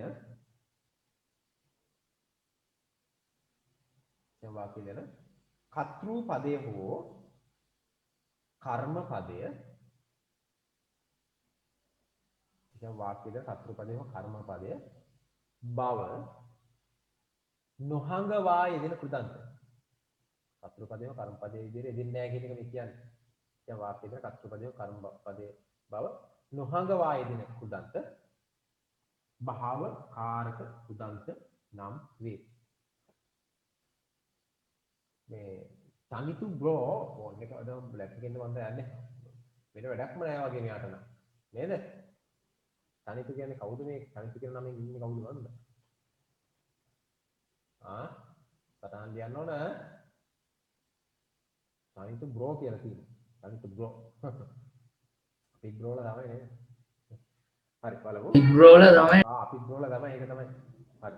එතකොට මේ බලන්න නෑ මේ ඉන්නගේ තනිතු බ්‍රෝට හරි වැඩ තියෙනවා මේකේ මේ පාඩම වඩා ෆෝන් එකේ ඔබනේව නේද වේව් කරන්නේ වරින් ගොඩක් ඒක පොඩ්ඩක් නවත්තලා මේ වැඩි ඉවරන පස්සේ අපි වෙන වෙලාවක් දාගෙන පැයක් දෙකක් කරගෙන ඒක කරමු අපි හරි එතකොට ඔනෝගොල්ලෝ ලියුව එහෙනම් භාවකාරක කෘදන්ත කියන්නේ මොකක්ද කියලා ඒ කියන්නේ වෙන විදිහට නම් කිසියම් ක්‍රියාභාවයක් හමු මේ දෙන කෘදන්ත වල තමයි භාවකාරක කෘදන්ත. භාවකාරක කෘදන්ත වලට උදාහරණ ටිකක් තියෙනවා ඔයගොල්ලෝ බලන්න ප්‍රත්‍යනික තියෙනවා මම හිත උදින් තියෙන අපි උදාහරණ ටිකක් ලියන්න පස්සේ අපි කරමු අභ්‍යාසයක්. කිසියම් භාවයක් හමු මේ දෙන කෘදන්ත ඔය ඉලි කැවිලි වැටිලි මැරිලි නේද රැදිලි කියවිලි නේද අපි කියවිලි එහෙම තියෙනවා නේ වගේ. ඊම් කියන එක දෙවි නැටි ගෑයින් ඒක ඊළඟට ගත්තොත් එහෙම කියන එක කියන එක නැටුම් ගෑයුම් බැලුම් වෙනුම් ඕනම ක්‍රියාමූලයකට ඔක දාලා බලන්න. ඕන මේක මේ තියෙන ක්‍රියාපද වලට නෙමෙයි. මේක ටික ඔයගොල්ලෝ උදාහරණ තියෙනවනේ. වෙනත් ක්‍රියාමූලයකට ඔය ටික ඔක දාන්න. වෙනත් ක්‍රියාමූලෙට ඉලි දාන්න. වෙන ක්‍රියාමූලයකට. වෙන ක්‍රියාමූලෙට මේ ඉලි කියන වත් එක තියලා බලන්න. ඒක කරගන්න පුළුවන් නම් ගැටලුවක් නැහැ. හරි. හරි. ඊළඟට තියෙනවා. ඊළඟට තියෙනවා නෝ කඩනු මරණු කියන එක. මන් කියන එක බැලුමන් නැටුමන් කියමන් ලියමන් නේද? ඒ වගේ. අපි ඒකේ අවසාන නිර්වචනට පොඩක් යනවා. අවසාන නිර්වචනේ කර්ණකාරක කෘදන්ත කියන එක. කිසියම් වාක්‍යයක ඔයගොල්ලෝ පොඩක් අහන මේ ඔයගොල්ලෝ මේ මොකද්ද කියන එක දැන් ඉස්සෙල්ලා මේ කර්ණකාරක කියලා කියන්නේ ඔයගොල්ලෝ මතක් කරගන්න අර 11 වෙනි පාඩමේ ඔයගොල්ලෝ මේ පෙළපොතේ 11 වෙනි පාඩමේ සාකච්ඡා කරලා තියෙනවා නේද? ඔයගොල්ලෝ අපි පන්තිස් සාකච්ඡා කර විභක්ති වල එන කර්ණ තමයි මේ කියන්නේ. මොකද්ද කර්ණ විභක්තිය කියලා කිව්වේ? අමන්න කර්ණ විභක්තිය කිව්වේ මොකක්ද? කර්ණ විභක්තිය කියලා කිව්වේ මොකක්ද? මොන එකද කර්ණ විභක්තිය කියලා කිව්වේ? භාෂණී මොකද්ද කර්ණ විභක්තිය කියලා කිව්වේ? නදුනී මතක නැහැ නේද? විභක්ති නාමයේ කියමුට අග්ගාලේ නම් මතක් කරගන්නත් එක ඒකක් තමයි මේ කියන්නේ. ඒක දැනගෙනම මේක ඉගෙන ගන්න. නේද? ප්‍රථමා කර්ම කර්තෘ කරණ නේද? ප්‍රථමා කර්ම කර්තෘ කරණ හතරවෙනි කරණ. ඒක තමයි මේ කතා කරන්නේ. ප්‍රථමා කර්ම කර්තෘ කරණ ඊළඟට සම්පදාන අවදි සම්බද්ධ ආධාර ආලපන. අගේ ඉඳන් පොඩ්ඩක් පුළුවන් වෙන්න ඕනේ ඒක මම කොහොමද ඉගෙන ගත්ත කියනකොට කොහොමද? ආලපන නේද? ආධාර සම්බන්ධ අවදි සම්ප්‍රදාන කරණ කර්තෘ කර්ම පළවෙනි එක ප්‍රථම. ඒ විදිහට මුලින්ද ළඟට කියනත් අගේ ඉඳන් කියන්න පුළුවන් නම් අපි විභක්ති කියලා ගැටලුවක් එන්නේ නැහැ. ඒතර මේ අපි දැක්කා කර්ණ විභක්තිය කියන්නේ මොකක්ද කියලා අපි ඉගෙනගෙන තියෙනවා. කර්ණ විභක්තිය කියලා කිව්වේ ඒ කියන්නේ ඒ මොනවා හරි දෙයක් කරන කෙනෙකුට කිසියම් දැකේ කර්තෘට ක්‍රියාව කරන්නා කර්තෘ වෙන්න පුළුවන් කර්ම වෙන්න පුළුවන් හරි මේ ගැටලුවක් නෑ කිසියම් වාක්‍යයක ක්‍රියාව කරන්නාට දැන් ඔබ කොහොමද සමහර කර්තෘ විතරද ක්‍රියාව කරන්නේ නෑ කර්තෘ විතරන්නේ වාක්‍ය ක්‍රියාව කරන්නේ වාක්‍ය ක්‍රියාව කරන මොකද වෙන දෙන්නෙක් ඉන්නේ කෙනෙක් කර්තෘකාරක වාක්‍ය නම් කර්තෘ ක්‍රියාව කරනවා කර්මකාරක වාක්‍ය නම් කර්මය ක්‍රියාව කරන හෝ කර්මෙන් ක්‍රියාව සිදු වෙනවා කියන අදහස එකක් කියනවා ඒතකොට ක්‍රියාවක් කරන හෝ ක්‍රියාවකට කරනවා කියන අදහස සම්බන්ධව දෙන්නෙක් ඉන්නවා. කර්තෘකාරක වාගේ කර්තෘ ඉන්නවා, කර්මකාරක වාගේ කර්මය ඉන්නවා. අන්න එහෙම එකක ඒ කර්තෘට අවසාන ක්‍රියාව කරන්න. කියන්නේ අවසාන ක්‍රියාව කරන්න උදව් වෙන පද තියෙනවා. අපි ඒකට කියන මොකක් කියලාද? අන්න ඒවට කියනවා කරණ විභක්තිය කියලා. කර්තෘට ක්‍රියාව කිරීමට උදව් වන බව හඟවන පද. උදාහරණයක් මම ගත්තොත් එහෙම අම්මා ඉදලෙන් මිදුල අතු ගානවා. අම්මා මිදුල අතු ගන්නවා කර්තෘකාරක වාක්‍යයක්. අම්මා මිදුල අතු ගන්න උදව් වෙච්ච පදයක් තියෙනවා. ඒ තමයි මොකක්ද? උදව් බව හඟවන පදයක් තියෙනවා. ඉදලෙන්. අන්න ඉදලෙන් තමයි මිදුල අතු ගානේ අවසාන ක්‍රියාවට උදව් වෙච්ච පදය. ඉදලෙන් කියන එක තමයි. අන්න ඒක තමයි මේ කියන්නේ. ඒකම තමයි මේ කියන්නේ කර්ණකාරක උදව් කියන්නේ. එතකොට මේ ඒ විදිහට මේ දෙන ඒ කර්ණකාරක බව හඟවන්නේ නැත්නම් කර්ණ විභක්තිය පදයක් නෙමෙයි මෙතන මේ කියන්න කතා කරන්නේ. හැබැයි මේ කර්ණ විභක්ති පදයේ ලක්ෂණය මොකද්ද? මේ කර්ණ විභක්ති පදය කෘදන්ත පදයක්. මේ කර්ණ විභක්ති පදය මොකක්ද? කෘදන්ත පදයක්. ඒ නිසා අපි කියනවා කර්ණකාරක කෘදන්ත කියලා. හරිද? හරි. එහෙනම් අපි තව උදාහරණ මම මතක් කරනම් කර්ණ විභක්ති රායත්වය දැන් ළමයා පැන්සලෙන් අකුරු ලියයි. ළමයා පැන්සලෙන් අකුරු ලියයි. නේද? ඒක අපිට කියන්න පුළුවන්. එහෙනම් ලියන්න පැන්සල අකුරු ලියන්න උදව්නේ පැන්සල. අකුරු ලියන්න උදව්නේ පැන්සල. ප්‍රථම විභක්තිය කියලා මොකක්ද කියලා මතකයි නේද? අවසාන ක්‍රියාව කරන්න උදව් වෙච්ච පදේ ප්‍රථම විභක්තිය රචනය කියලා කිව්වයි. ප්‍රථම විභක්තිය අපි කිව්ව මොකද්ද? උක්ත විභක්තිය කියලා කියනවා කිව්වා. ඊළඟ කර්ම විභක්තිය කියලා කිව්වේ අවසාන ක්‍රියාවට යටත් වෙන පදේ හංගවන පද මතක් කරලා තියෙන දෙතුන් වතාවක් මම මතක් කරා. කර්තෘ විභක්තිය කියලා කිව්වේ කර්මකාරක වාක්‍යක අනුත් කර්තෘ පදයේ දෙන විභක්තිය. ආයතන විභක්තිය දැන් කර්ම විභක්තිය කියන මොකක්ද කියලා අපි දැන් කිව්වා. ඊළඟට සම්පදාන විභක්තිය කියලා කිව්වේ අනුග්‍රහ පූර්වයම ලබා ගන්න ප්‍රතිග්‍රාහකයන් හංගවන්නේ අම්මාට තාත්තට නේද? අපි කියන්නේ අනුග්‍රහ පූර්වයමක් ලබා ගන්න ප්‍රතිග්‍රාහකයන් හංගවන මත තමයි සම්පදාන විභක්තිය රයිතනේ. අම්මාට නේ බුදුන්ට පුදලද මාර්ගනේ බුදුන්ට කියන පදේ ඒ වගේ අර යමක් ලබා ගත්ත බව හංගවන පද. අවදි විභක්තිය කියන්නේ මොකක්ද කියලා මතක තියන්න ඕගොල්ලෝ. අවදි විභක්තිය කියලා කිව්වේ යමක් වෙන්වීම හේවත් පහවීමේ සීමාව හංගවන පද. මේ මිනිසා වශයෙන් ඇද වැටෙන්නේ. මිනිසා වැටෙන බිමට ඇද වැටෙන බිමට ඇද වැටීම සඳහා යම්කිසි තැනක් නිමාවක් දක්වන්න ලැබුණා. පටන් ගැනීමක් තිබුණා. ඒකයි වශයෙන්. වශයෙන් තමයි වැටෙන්නේ. එතකොට වශයෙන් කියන වචනේ අපි ගන්න මොකක් කියලාද? අවදි විභක්තිය කියලා. ඒ වගේ නේද? ඊළඟට මම ඇඳෙන් බිමට වැටුනේ. ඇඳෙන් ගිහින් ගොඩක් දිනක් බලබල ඉතින් ඔකර වෙලට ඇඳෙන් බිමට වැටුනේ. එතකොට ඇඳෙන් තමයි සීමා හොඟන පදේ බවට පත් වෙන්නේ. හරිද? ඇඳෙන් මේ පදිරින් වැටෙන්නේ නේද? ඊළඟට ගත්තන් පස්සේ සම්බන්ධ විභක්තිය කිසියම් සම්බන්ධයක් නැහැ. බුදුන්ගේ අමා ධර්මයක් කතා කරලා තියෙනවා. බුදුන්ගේ සම්බන්ධ වෙලා තියෙනවා. මගේ ඔයාගේ අන්න සම්බන්ධ බවක් හඟවන පද. මේ පදයි කියන්නේ සම්බන්ධ විභක්තිය. ඊළඟට අවදි මේ ආධාර විභක්තිය කියන්නේ යමක පැවැත්මට උපකාරන පද. නේ? මලෙහි රොන් නැත. රොන් තියෙන්නේ කොහෙද? මලේ. නේ? මලේ. ඉතින් ගත්තේ නැත. ඒක තමයි තියෙන්නේ. ඒතර මලෙහි රොන් නැත. රොන් තියෙන්නේ මලේ. ඒ නිසා මලෙහි කියන වචනේ මොකද්ද? අන්න ආධාර විභක්තිය කියන්නේ යමක පැවැත්මට උදව් වුණු පදේ. කෙතෙහි ගොයම් නැත. කෙත තියෙන කෙතෙහි ගොයම් කියන්නේ නේ. ගසෙහි මල් ඇත. එනේ මල් තියෙන දවුනේ ගසේ කියනවා කියන්නේ. ඒකට ආලපන කියලා කියන්නේ යමක අවධානය ගන්න එක. මෙන්න මේ විභක්ති නමෙන් එකක් තමයි මේ කර්ණ විභක්තිය කියලා කියන්නේ. අන්නේ කර්ණ විභක්තිය අර්ථය හංගවන පදයක් විදිහට කෘදන්ත පදයක් කියනවා නම් අන්න අපි කියන කර්ණකාරක කෘදන්ත කියලා. මම හිතන්නේ ඒගොල්ලන්ට විභක්ති ටිකක් මතක් කරගත්තා. නැවත කර්ණකාරක කෘදන්ත කියන්නේ මොකක්ද කියලා අපි දැන් ඉතින් සාකච්ඡා කරගමු. ලියාගන්න මෙන්න මෙහෙම කිසියම් වාක්‍යයක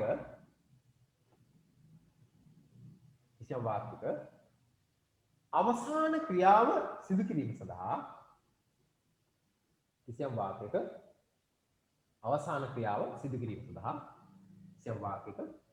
ක්‍රියාව සිදු කිරීම සඳහා උදව් වන බව හඟවමින් යෙදෙන කෘදන්ත. කිසියම් වාක්‍යයක දෙන අවසාන ක්‍රියාව සිදු කිරීම සඳහා කිසියම් වාක්‍යයක දෙන අවසාන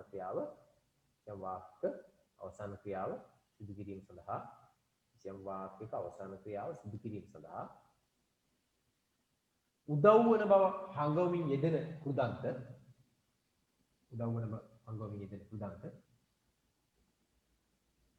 කරණකාරක කෘදන්ත නම් වේ.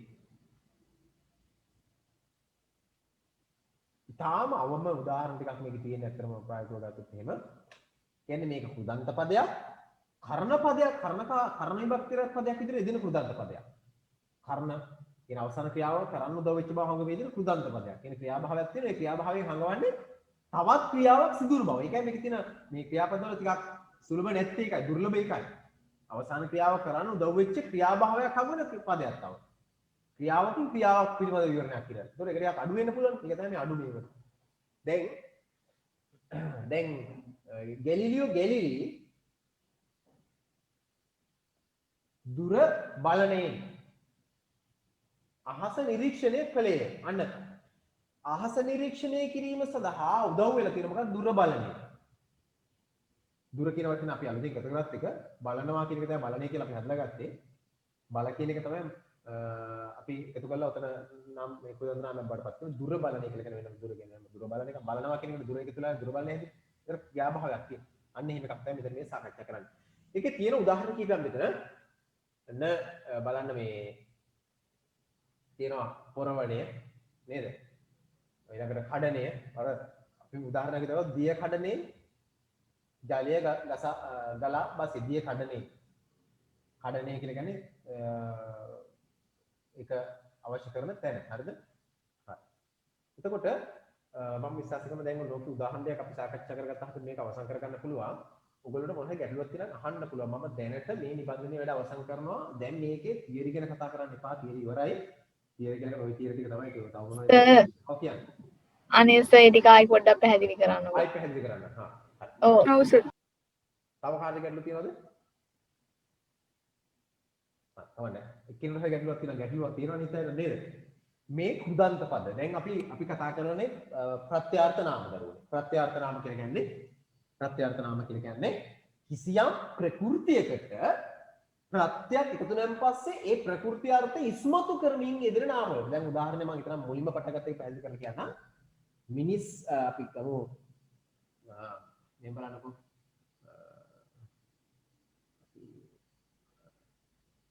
ගම් දන ඊ හැදුන අපි දන්නවා ගැමි කියලා. මේ ගැමි කියන වචනේ අපි දන්න මොකක්ද? ප්‍රත්‍යාර්ථ නාමයක්. මේ ගැමි කියන අර්ථය ආවේ මෙන්න මේ ප්‍රත්‍ය නිසා. නැත්තම් මේකේ අර්ථය වෙන ගන්නේ වෙනම ස්වභාවයෙන් ගම් කියලා නෙතිමුනේ. ගම්මාන කියලා අදහස් දෙන ගම් කියන වචනේ තමයි තිබුණේ. ඒ ගම්මාන කියලා අර්ථයෙන් ගම් කියන තිබිච්ච වචනේ මොකක් වුණාද? මේ ප්‍රත්‍යක දුනහම ගැමි කියලා හැදිලා වෙනස් අර්ථයක් ආවා. දැන් මේ වචනේ අර්ථය මොකකින්ද වැඩි උනේ? මෙන්න මේ ප්‍රත්‍යය. ඒක නිසා මෙවැනි නාම වලට අපි කියනවා ප්‍රත්‍යාර්ථ නාම කියලා. ප්‍රත්‍යාර්ථ නාම වලින් එකක් තමයි තද්දිත නාම අනිත් එක තමයි කෘදන්ත නාම. එතකොට තද්දිත නාම නිර්මාණය වෙන්නේ කොහොමද? තද්දිත නාම නිර්මාණය ඔයගොල්ලෝ දන්න නාම පදයක වෙනස් නොවන මූලික කොටසට තද්දිත ප්‍රත්‍ය එකතු වෙලා. ඒ ඒකයි කතා කරන්නේ තාම ලේසි. තද්දිත නාම. තද්දිත නාම වල ක්‍රියාභාවයක් හංගවන්නේ නැහැ. ක්‍රියාපදයෙන් නිර්මාණ බවක් හංගවන්නේ නැහැ. කෘදන්ත නාම නිර්මාණය වෙන්නේ ක්‍රියාපදයක වෙනස් නොවන මූලික කොටස වන ප්‍රകൃතියක ධාතු ප්‍රകൃතියකට කෘදන්ත ප්‍රත්‍යක් එකතු වෙලා. එතකොට එහෙම කෘදන් නිර්මාණ වෙන කෘදන්ත නාම නැවත අපිට පුළුවන් ප්‍රධාන කොටස් හතරකට වර්ග කරලා සාකච්ඡා කරන්න. කෘදන්ත නාම. ඒ වර්ග කරලා සාකච්ඡා කරන්නේ කෘදන්ත නාම වාක්‍යයක යෙදෙන තැන් අනුව. යෙදෙන ස්වභාවය අනුව. කියන්නේ සමහර කෘදන්ත පද දින වාක්‍යයක අතුරු විදිහට දාන්න පුළුවන්. මේ කෘදන්ත පදවල ස්වභාවය මොකද්ද? මේ කෘදන්ත පදවල ස්වභාවය තමයි මේ කෘදන්ත පදවලින් ක්‍රියාභාවයක් හංගවන්නේ. ක්‍රියාර්ථයක් තියෙන්නේ. ක්‍රියාපදයකින්නේ ක්‍රියාපදයක් නිර්මාණය වන මුල් වන කොටසින්ම තමයි මේ කෘදන්ත පදයක් හැදෙන්නේ. කෘදන්ත නාමයක් හැදෙන්නේ. එතකොට ඒ කෘදන්ත නාමය කිසියම් වාක්‍යයක කර්තෘ පදයේ විදිහට හදලා යෙදෙනවා නම්, හැදිලා යෙදෙනවා නම් ඒකට අපි කියන කර්තෘකාර කෘදන්ත කියලා. තව කෘදන්ත පදයක් තියෙන මේ කෘදන්ත පදයේ යෙදෙන්නේ නිර්මාණය වෙලා උනෙන් පස්සේ ඒක යෙදෙන්නේ එම වාක්‍යයේ කර්ම පදයේ විදිහට. අන්න එහෙම කර්ම පදයේ විදිහට හැදිලා යෙදෙන කෘදන්ත වලට අපි කියනවා කර්මකාර කෘදන්ත කියලා. තවත් සමහර කෘදන්ත පද තියෙනවා ක්‍රියාභාවයක් හංගවන කෘදන්ත පද තියෙනවා. එම කෘදන්ත පද වලින් කර්තෘ පදේවත් කර්ම පදේවත් හංගවන්නේ නැතුව නිකන් වාක්‍යයක යෙදෙනවා. ගැයුම්, නැටුම්, බැලුම් වගේ ඒවා කර්තෘ පදයක් හෝ කර්ම පදයක් හංගවන්නේ නැහැ නේ වාක්‍යයක යෙදෙන්නේ. ඒවට අපි කියනවා භවකාර කෘදන්ත කියලා. උදු ක්‍රියාභාවයක් විතරයි. තව කෘදන්ත පද වර්ගයක් තියෙනවා. ඒ කෘදන්ත පද වර්ගයේ දෙන්නේ ඒ වගේ කෘදන්ත පද වර්ගයේ දෙන්නේ වාක්‍යයක අවසාන ක්‍රියාව කරන්න උදව් වෙච්ච පද විදියට. දැන් නම් ආපහු මතක් කරනවා නම් කෘදන්ත පදයක් නිර්මාණය වෙන්නේ ධාතු ප්‍රගති කෘදන්ත පදයක් විතරම එහෙම නිර්මාණය වෙන කෘදන්ත පද වර්ග හතරක් තියෙනවා. කර්තෘකාර කෘදන්ත, කර්මකාර කෘදන්ත, භවකාර කෘදන්ත සහ කර්මකාර කෘදන්ත කියලා. ඒ එහෙම වර්ග කළේ කෘදන්ත පදය තනි පදයක් විතර අරගෙන මේ හඳුනා ගන්න නෙමෙයි. ඒ කෘදන්ත පදය වාක්‍යයක යෙදෙනකොට වෙන් කර හඳුනා ගන්න පුළුවන් වෙන්නේ. ඒ කියන්නේ වාක්‍යයක යෙදෙන තැන අනුව තමයි වර්ග කිරීම කළේ. ඒ කියන්නේ ඔබට දුන්නු තියෙන කෘදන්ත පදේ ඔබට දුන්නු වාක්‍යයේ තියෙන්නේ කතෘ විදියට. කතෘ විදියට තියෙන කෘදන්ත පදේ අපි කියනවා මොකක් කියලාද? කතෘකාර කෘදන්ත කියලා. ඔබට තියෙන වාක්‍යයේ කර්මපදේ විදියට දෙන තියෙන කෘදන්තයක් අපි කියනවා කර්මකාර කෘදන්ත කියලා. ඊළඟට ඔබට දීලා තියෙන වාක්‍යයේ කතෘ පදේවත් කර්මපදේවත් හංගවන්න නැතු නිකන් වාක්‍යයේ විදියට තියෙන කෘදන්ත පදයක් තියෙනවා. අපි ඒකට කියනවා භාවකාර කෘදන්ත කියලා. තව කෘදන්ත පද වර්ගයක් තියෙනවා. එම කෘදන්ත පද යෙදෙන්නේ වාක්‍ය අවසාන ක්‍රියාව කිරීම සඳහා උදව් වන පද විදියට. එතකොට මෙන්න මෙහෙම වර්ග හතරට අපි පදේ යෙදෙන ස්වභාව යන වර්ග හතර වර්ග කරලා ගන්නවට අපි කියනවා මෙන්න මේ කෘදන්ත පද වර්ග හතර වර්ග කරලා ගන්න කතෘකාර කෘදන්ත, කර්මකාර කෘදන්ත, භාවකාර කෘදන්ත සහ කාරණකාරක කෘදන්ත කියලා. එතකොට දැන් ඕගොල්ලන්ට මම දැන් කලිනුත් කිව්වා ඕගොල්ලෝගෙන් කතෘකාර කෘදන්තයක් ලියන්න කියලා හෝ හඳුනා ගන්න කියලා ලියන්නේ නැහැ කියන්නේ නැහැ. ඔබට අවශ්‍ය කරන්නේ මේ වෙන් කරලා දීලා මේ තියෙන සටහනේ කෘදන්ත පද ටික නිර්මාණය වෙච්ච ආකාරය නැවත සාකච්ඡා කරගන්න. ඔයගොල්ලෝ මොනවා හරි ගැටලුවක් තිබුණොත් තව අපි ඊළඟ දවසේ මේ නිබන්ධනය අවසන් කරනවා අභ්‍යාස ටික කරලා අර තද්දිදවල අවසන් ටික ඔයගොල්ලෝ කරන්න පුළුවන් උපරිම උත්සාහ කරන උපරිම ටික කරලා තියන්න. මම අහනවා වැරදුනක් කමන්නේ කියන්න සූදානම් වෙන්න.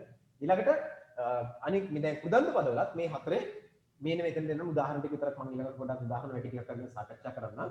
සාකච්ඡා කරලා අපි ඒක අඩුපාඩුවක් තිබුණොත් හදාගෙන ඉන්න හැකියාව අපිට තියෙනවා. හරි දැන්ටත් ඔන්න ගැටලුවක් තියෙනවා අහන්න පුළුවන් තවදුරටත්. මොකද තියරි ආපහු සාකච්ඡා කරන්න බලාපොරොත්තු වෙන්නේ නැහැ ඊළඟට. මේක මෙතනින් අවසන් කරලා අභ්‍යාස ටික විතරක් කරනවා මේ නිබන්ධන.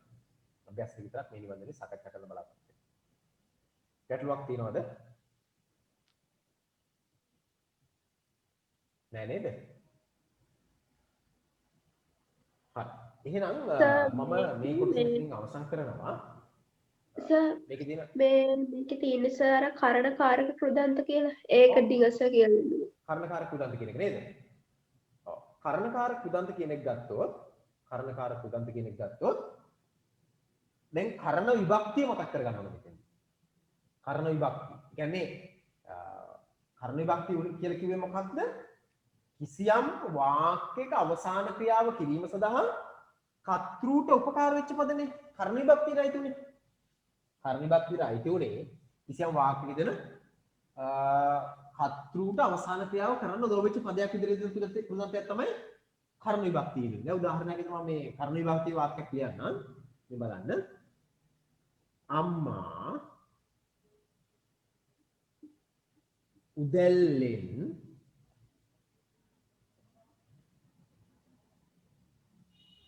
වත්ත පිරිසිදු කරයි. අම්මා උදැල්ලෙන් වත්ත පිරිසිදු කරනවා. අම්මා කරනවා යම මොකද්ද පිරිසිදු කිරීමක් කරනවා. වත්ත පිරිසිදු කරනවා. අම්මට මෙන්න මේ අවසානයේ එන පිරිසිදු කිරීම සඳහා වත්ත පිරිසිදු කිරීම සඳහා උදැල්ල නැත්තම් අපිට වත්ත පිරිසිදු කරන ගත්ත උදැල්ල තමයි අම්මට මේ අවසාන ක්‍රියාව කරන්න උදව් වෙන්නේ. මේක උදව් වෙච්ච පදයක් නේ. උදව් වුණු බවක් නේ හංගවන්නේ ක්‍රියාව. මේ නාම පදේ. මේ නාම පදේ හඳුන්වන්නේ හංගවන්නේ අම්මට අවසාන ක්‍රියාව කරන්න උදව් වෙච්ච බව. මෙන්න මෙහෙම අවසාන ක්‍රියාව කරන්න උදව් වෙන බව හංගවන පදයක් කිසිම වාක්‍යයක තියෙනවා නම් ඒකට අපි කියනවා කර්ණ විභක්ති නාම කියලා. වෙනේ නාම පද වලට අපි කියන්නේ කර්ණ විභක්ති නාම කියලා. ඒතකොට ඒක කොහොමද කර්ණකාරක කෘදන්තත් එක්ක සම්බන්ධ වෙන්නේ? හරිම සරලයි. ඒක සම්බන්ධ වෙන්නේ මේ වගේම දැන් මේකේ තියෙන නාම පදයක් නේ මෙතන. මෙතන තියෙන උදැල්ලෙන් කියන නාම පදය. මෙතනට යෙදෙන්න පුළුවන් කෘදන්ත පදයක්. මෙතනට කෘදන්ත පදයක් යෙදුණා. දැන් මෙතන නාම පදයක් තියෙනවා. සාමාන්‍ය සුද්ධ නාම පදයක් තියෙනවා. නාම පදයක් තියෙනවා. නාම පදයක්. මෙතන යෙදෙන නාම පදේ කෘදන්ත නාමයක් නේ. මෙතනට යෙදිච්ච මේක කෘදන්ත නාමයක් නෙවෙයි මේක. හරිද? මෙතනට යෙදෙන නාමයේ කෘදන්ත නාමයක් නම් අන්න ඒ පදවලට අපි කියන්නේ මෙන්න මෙතන යෙදෙන පදේ කෘදන්ත පදයක් වුණා නම් අන්න ඒතර යෙදිච්ච පදේට අපි කියන්නේ මොකක් කියලාද? කෘදන්ත නාම පද කියලා. ඒ කියන්නේ කෘදන්ත පදයේ ඒ යෙදෙන කෘදන්ත පදයෙන් හංගවන්න ඕන මොකද්ද? අවසාන ක්‍රියාව කරන්න උදව් වුණු බව. ඔයගොල්ලෝගේ සටහනේ අවසානයේ මේ print කරලා තියෙනවා බලන්න මේ මෙන්න මෙහෙම එකක්. කිසියම් වාක්‍යයක අවසාන ක්‍රියාව කිරීමට උදව් වන පදයක් බව හංගවමින් යෙදෙන. මෙතන වගේ අම්මට වත්ත පිරිසිදු කරන්න උදව් වුණේ දැල්ල බව හංගවලා මෙතන ඉඳලා තියෙන මේක කෘදන්ත පදයක් නෝනන මේක කර්ණ විභක්ති සමාසර කර්ණ විභක්තිලත් පදයක්. මේ කියන්නේ කර්ණ විභක්තියට අයත් පදයක් විදිහට මොකක් හරි පදයක් යෙදෙනවා නම් අන්න ඒක තමයි මේ කියන්නේ. ඒ නිසා මෙතන මේ උදාහරණය බලන්නකෝ. දරුවනේ තව විනාඩියයි තියෙන්නේ අයිත් වෙන්න වෙනවා අර කලින් විදිහට ඔයගොල්ලෝ හරිද? අයිත් ඒ කියන්නේ ඊට පස්සේ අයිත් වෙන්න ඕනේ. ඒ ගිහිල්ලා හරි බලන්න.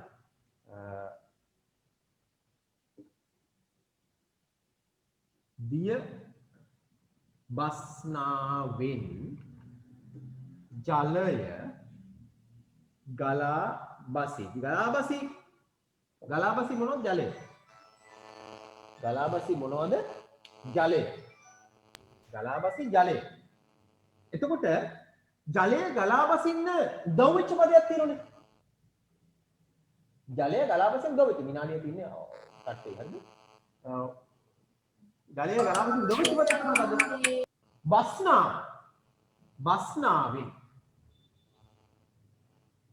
බස්නා කියන වචනේ ගත්තාම ඒක කෘදන්තයක්. ඒකට ප්‍රත්‍ය ගන්න බස්නාවෙන් කියලා හදාගෙන තියෙනවා. දිය බස්නාවෙන් කියලා වම්මන්න අවසන් කියවුද? කීම තව උච්ච කෘදන්ත පදයෙන් බඩ මේකේ. දැන් ඔය ටික මතක තබා ගන්න. තව මම ඔය වගේ වාක්‍ය පහ පහ මේකම දෙන්නම් ඊළඟ දවසේ. ඒක සාකච්ඡා කරලා අපිට මේක අවසන් කරගන්න පුළුවන්. දැන් මේ සටහන් මෙතනින් අවසන්. හරි. එහෙනම් අපි ඔහම කරගෙන යමු නේද?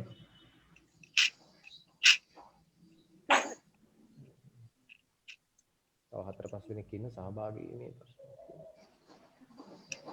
හරි ඔයගොල්ලෝ ගන්නකෝ ඔයගොල්ලෝගේ 16 වෙනි පාඩමේ නිබන්ධනය අරගෙන ඒකේ කෙලින්ම අපි හැඳින්වීමේ ප්‍රශ්න කිහිපයක් අහලා එහෙම නේද?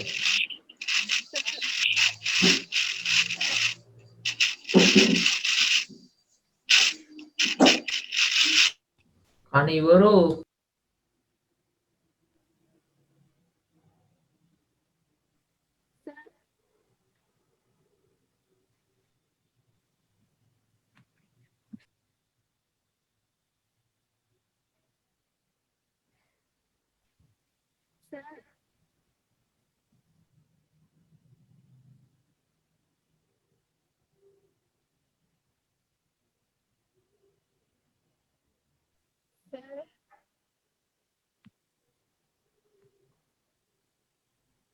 ප්‍රශ්නයක්.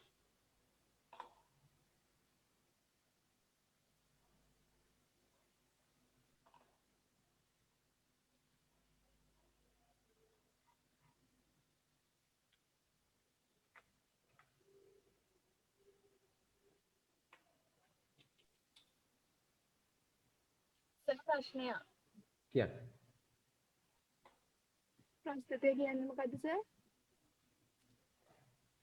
මට එහෙනම් මදි ඔයා කියන එක. ප්‍රස්තුතය කියන්නේ මොකද්ද සර්? කියන්න? ප්‍රස්තුතය. ඔව්. ඒ කියන්නේ මොකද්ද ඒකේ අදහස? මං කියන එක ඇහෙනව නේද ඔයාට? මම ඔයා කියන එක මට ඇහෙන්නේ නැහැ.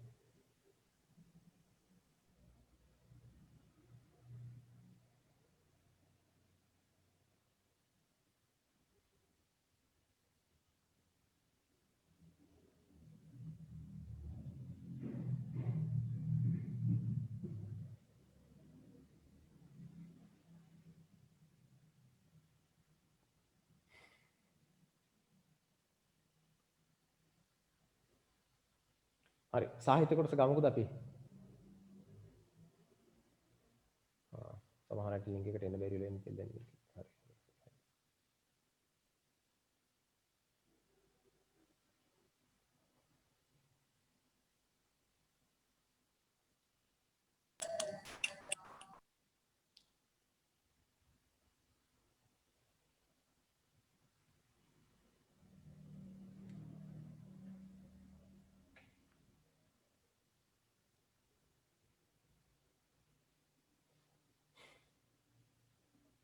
සාහිත්‍ය නිබන්ධනය ගන්න එහෙනම් අපි එහෙම යමු කතා කරගෙන. සාහිත්‍ය නිබන්ධනය ගන්න ඔයගොල්ලන්ට දීලා තියෙන වස්සානේ කියන පාඩම දාලා නිබන්ධනේ.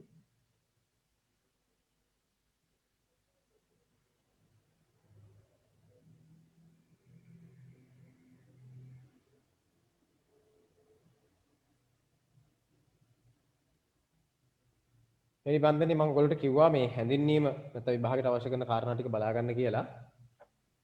බලා ගන්න අවශ්‍යයි.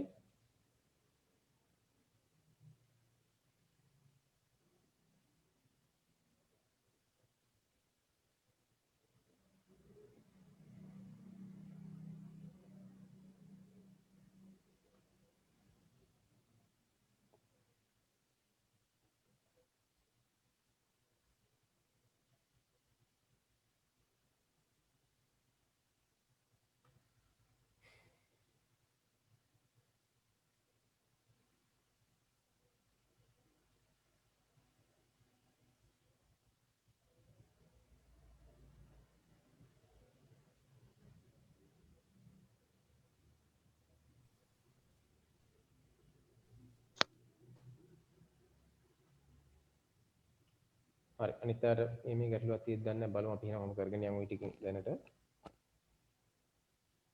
මේක අඩුපාඩු කොටස මම හදලා දාන්නම් එහෙනම් අපි අඟහරුවාද දැනට මතක තබා ගන්න හවස 5ට දැනට එහෙම මතක තබා ගන්න හවස 5ට රසස්වාද පන්තිය කතා කරමු රසස්වාද පන්තියත් එක්ක සම්බන්ධ වෙමු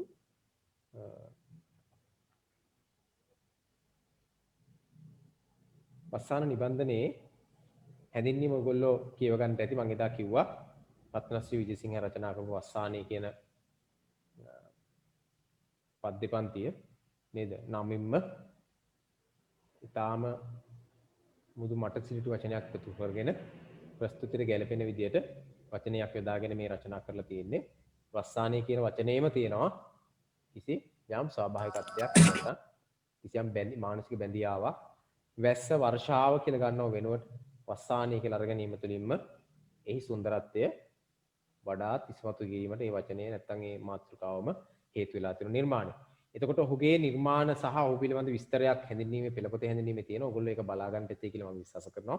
පාඩම් කරලා තියාගන්න අවශ්‍යයි මේ කියන කාරණා. විශේෂයෙන්ම ඔහු ආශ්‍රිතව මේ තියෙන ඔහුගේ නිර්මාණ, ඔහුගේ ගීත නිර්මාණ කීපයක් තියෙනවා. ඔහුගේ නිර්මාණ කීපයක් තියෙනවා. 1979 අර බියනොන්නයි යන්නේ කියන මා පද්‍ය කරණයෙන් තමයි ඔහු මේ කාව්‍යකරණයට ප්‍රවේශ වෙන්නේ. ඔහු හඳුනාගන්නේ. එතකොට අපි ඔහු ඒක නිසා ඔහු සලකන 70 දශකයේ නිර්මාණ කරනවා කියලා අපි ඔය ටික සාකච්ඡා කරගත්තා. ඒ වගේම ඔහුගේ සුවිශේෂත්වයක් අපි හඳුනාගත්තා. සාමාන්‍යයෙන් කවියන්ට වඩා මේ කවියගේ තියෙන විශේෂත්වයක් හේතුව තමයි අපි කතා කරේ. ඔහු දෙක්ම කවියෙක් විතරක් නෙමෙයි.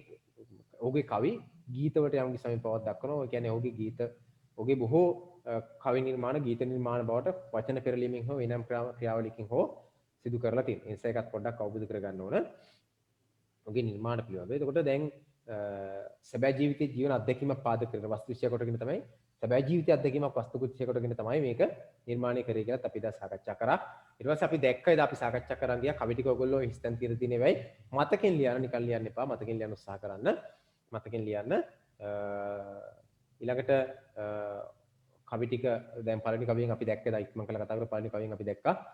පළවෙනි කවියෙන් මේ ගංගෙන් නැත්නම් මොකද්ද හුලන්දා ඔය පිළිබඳව සාකච්ඡා බැලුවේ හුලන්දා ඔය පිළිබඳව විස්තර කරේ. දෙවෙනි කවියෙන් හුලන්දා ඔය යම් ස්වභාවය පිළිබඳව විස්තර කරා. අපි දැක්කා තුන්වෙනි කවියෙන් විස්තර කරේ පොකුණක් පිළිබඳව. ඒ කියන්නේ ස්වභාවිකත් මේ ස්වභාව ධර්මයේ කියන කෙනාගේ ඇසක් වගේ තියෙන එකක් තමයි පොකුණ කියලා හඳුන හැදින්නුවේ. එතන සැඟුණු උපමාවකින් භාවිතා කරලා ඊළඟට වැස්සත් එක්ක අතුන ඇවිල්ලා තියෙන දෙවටක් නැත්නම් හිටි අඩිපාරක් එක තියෙන දෙවටක් පිළිබඳ සාකච්ඡා ඊළඟ කවියේ අවධානය යොමු කරලා තිබුණා. ඊළඟට ප්‍රධාන වශයෙන් ස්වභාවික පරිසරය සම්බන්ධව වනාන්තරයේ ස්වභාවය පිළිබඳ විවරණයක් කරලා තිබුණා. ඊළඟට අපි දැක්කා ඊළඟට අර වැහි වලාකුළු දැන් වැස්ස නැවතිලා මේ නෝට වැහි වලාකුළු වල කඳු මුදුන් වල තියෙන දැන් ඒක තව ටික වෙලාවකින් ගමට එන ස්වභාවයක් ඒ වගේ එකක් අපි හඳුනාගත්තා. ඊළඟට අපි දැක්කා අවසාන වශයෙන් ජීවන දෘෂ්ටියක් කවිය තුළ එකතු කළ තියෙන ගිම්හානි ගිලන්නේ කුසස් දෙවලිව ඇදීදී කියසු ගඟතවම ගඟ නැවත පිරිපුඤ්ඤ දුෂ්කර කියා හැරයා ජීවිතය කටුපොකුල සිප ගැනීම හෙට බලක් වුණ පිණිස කියන කොටසට දාලා අපි එතෙන්දම අපි පොඩි සාකච්ඡාවක් කරා අන්තිම කවිය ටික ගැන අතට ලොකු විස්තරයක් කරන්න. නමුත් මම විශ්වාස කරනවා යම් ප්‍රමාණාත්මක දැනුමක් ඔබට ඒ පිළිබඳව ඇති කියලා. මේ විශේෂත්වයක් තියෙන ඔයගොල්ලෝගේ මේ හැම කවියක දෙහික හැරෙන හැම කවියකම විස්තරයක් කවියට යටින් තියෙනවා. අර අඩුපාඩු තියෙනවා. අපි විලාවත් එක්ක බලලා ඒ අඩුපාඩු ටිකත් අපි හදාගමු. බලන්න මේ විචාර ගැටලුවට මම අද යනවා මෙතනින්. විචාර ගැටලුවට යනවා. දැන් අපි තියරියට කාලය දුන්න නැති විචාර ගැටලු කීපයකට යනවා. විභාගෙදී මේකේ සාමාන්‍ය මේ පාඩමින් එන්න පුළුවන් ස්වභාවයේ ප්‍රශ්න ටික හඳුනාගත්තොත් අපි මේ මුල මේ අවධානය යොමු කරන්න ඕන කාරණා ටික ගත්තොත් හැඳින්වීමට අවධානය යොමු කරන්න අවශ්‍යයි. කවි ටික පාඩම් කරලා තියෙන්නේ. කවි ටිකෙන් ගැටලුවක් ආවොත් කවි ටික කවි වලින් එන්නේ. කවි ලියන්න හෝ නැත්නම් කවි පදයක් දීලා කාව්‍ය අලංකාරය විස්තර කරන වගේ එකක් තමයි එන්නේ. ඊට වඩා ගැඹුරු දෙයක් මේකේ ඉන්නේ නැහැ. ඊට පස්සේ ආපහු වෙන්නේ මේකේ විචාරය. මේකේ ඉන්නේ ආපහු විචාරය. ඒකත් පොඩ්ඩක් අපි විචාර ටිකක් කීපයක් සාකච්ඡා කරගන්න අවශ්‍යයි. ඔයගොල්ලෝ මේ ටික දන්නවා. නමුත් මම නැවත කැමතියි මේ ටික පිළිබඳව යම්කිසි සටහනක් එකතු කරගන්න. බලන්න මේ පළවෙනි ප්‍රශ්නය අපූර්ව කාව්‍යයක් නිර්මාණයේ කවියා දක්වන සමත්කම උදාහරණ දෙමින් පැහැදිලි කරන්න. හැඳින්වීම වගේ පිළිතුරු ප්‍රවේශීම කියන එක මම හිතන්නේ මේ ඔයගොල්ලෝ දන්නවා. ඒක නිසා ඒක අපු ලියන්න අවශ්‍යත් නැහැ. ඕන එකක් විතරක් අපි පොඩි සටහනක් කරගමු. පොඩි සටහනක් විතරක් හැඳින්වීමක් විතරක් අපි කරගමු. එහෙම වුණොත් ඒක විතරක්. මේ සම්බන්ධයෙන් මේ පාඩම සම්බන්ධව මට ගැටලුවක් තියෙනවා අහන්න පුළුවන් මේ අතරේ. මොකද ගැටලුවක් තියෙනවා.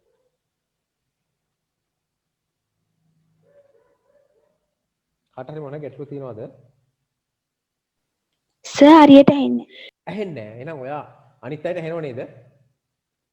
තා කවුරු කියනකට ඇහෙනවද කියලා කාටවත් ඇහෙන්නේ නැත්නම් තමයි මේ පැත්තෙන් ගැටලුවක් තියෙන්නේ. නෑනේ. ඇහෙනවනේ ඒකනේ. ওই පැත්තෙන් කාට හරි ගැටලුවක් මේ පැත්තෙන් මම කතා කරන්නේ අනිත් අයට ඇහෙනවනම් කවුරු එක්කිනුට හොඳට ඇහෙනවනම් මේ පැත්තේ ගැටලුවක් නැහැ. එහෙනම් කියන්නේ ඕගොල්ලෝගේ පැත්ත තමයි මගේ ගැටලුවක් තියෙන්නේ කියලා. එතකොට විචාර ගැටලු ගත්තොත් අපූර්ව කාව්‍යෝක්ති නිර්මාණයලා අපූර්ව කාව්‍යෝක්ති අපූර්ව කියලා කියන්නේ මොකක්ද කියලා අපි දන්නවා. අපූර්ව කියලා කියන්නේ පෙර නොවූ කියන එක. කියන්නේ මීට කලින් එවැනි කවි කියන එවැනි ස්වභාවයක් නැහැ කියන එක. මීට කලින් එහෙම එකක් වෙලා නැහැ කියන එක මේ කියන්නේ. ඊට කලින් එහෙම එකක් වෙලා නැහැ. අපූර්ව කාව්‍යෝක්ති කියලා ඊට කලින් එහෙම එකක් වෙලා නැහැ කියන එක. එතකොට අපූර්ව කාව්‍යෝක්ති කියලා කියන්නේ මොනවද? කාව්‍යයට ගැළපෙන කියමන්. කවියට ගැළපෙන කියමන්. දැන් පළවෙනි කවියෙම කාව්‍යෝක්ති දෙකක් තියෙන බව කවිය ඉදිරිපත් කළ ඕගොල්ලෝ නිබන්ධනයේ උදාහරණ දක්වලා highlight කරලා යටින් ඉරකුත් underline කරලා තියෙනවා. highlight කරලා underline කරලා තියෙනවා. අන්නේ පද දෙක. ඔය දැල දෙලමළු සොඳ බරුවායින්ට කෙකටියා පඳුරු සුදු මල් පොකුර වඩාගෙන. ඒ අපූර්ව කාව්‍යෝක්ති. කාව්‍යෝක්ති කියලා කියන්නේ මොනවද?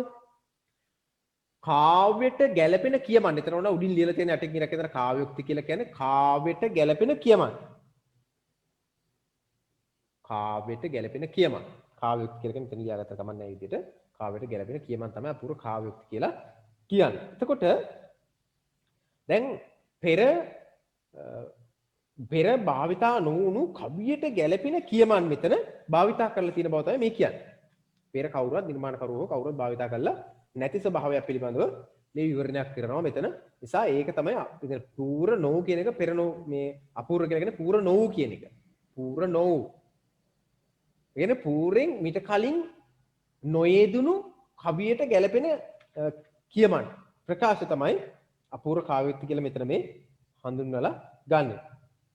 ඒතර ඔයගොල්ලෝගේ අච්චු පොතේ තියෙනවා මෙතන වචන ටිකක් වචන කීපයක් අර්ථ දක්වන්න. අච්චු පොත හැමෝගාම තියෙනවද කිට්ටුව? මම ඔයගොල්ලන්ට වචන ටිකක් වෙනම් මෙන්න මේ වචන ටික පිළිබඳව ඔබගේ අවධානය යොමු කරන්න අවශ්‍යයි. පෙළ පොතේ තියෙන ඔයගොල්ලෝ පාඩම අවසානයේ තියෙන මෙන්න මෙහෙම වචන ටිකක්. ඔය දෑල දොඩමළුවේ අර්ථය ලියන්නකොත් අර්ථය කියනකොත් ඔය දෑල දොඩමළුවේ කියන එකේ අර්ථය ඔයගොල්ලන්ට පුළුවන් වුණා ඔයගොල්ලෝගේ නිබන්ධනයේම කවිය අදාළ කවිය ළඟින් ලියා ගන්න. අදාළ කවිය ළඟින් ලියා ගන්න පුළුවන්.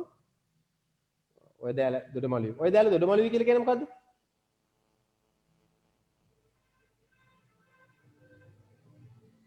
නිබන්ධනයේ මම ඒකට ඉඩ තිබ්බේ නැහැ මට මතක විදියට. නිබන්ධනයකට ඉඩ තිබ්බේ නැහැ. අච්චු පොතේ නම් තියෙනවා අනිවාර්යයෙන්. අච්චු පොතේ තියෙනවා. අර්ථය ලියන්න. එතකොට ඔය දැල දොඩමළුවේ කියන එක අර්ථය මගේ දා කිව්වා. ඕනනම් අපු ලියා ගන්න එතනින් පදේ ගාවේ මේව අහන්නත් පුළුවන් සමහරවිට. හරිද?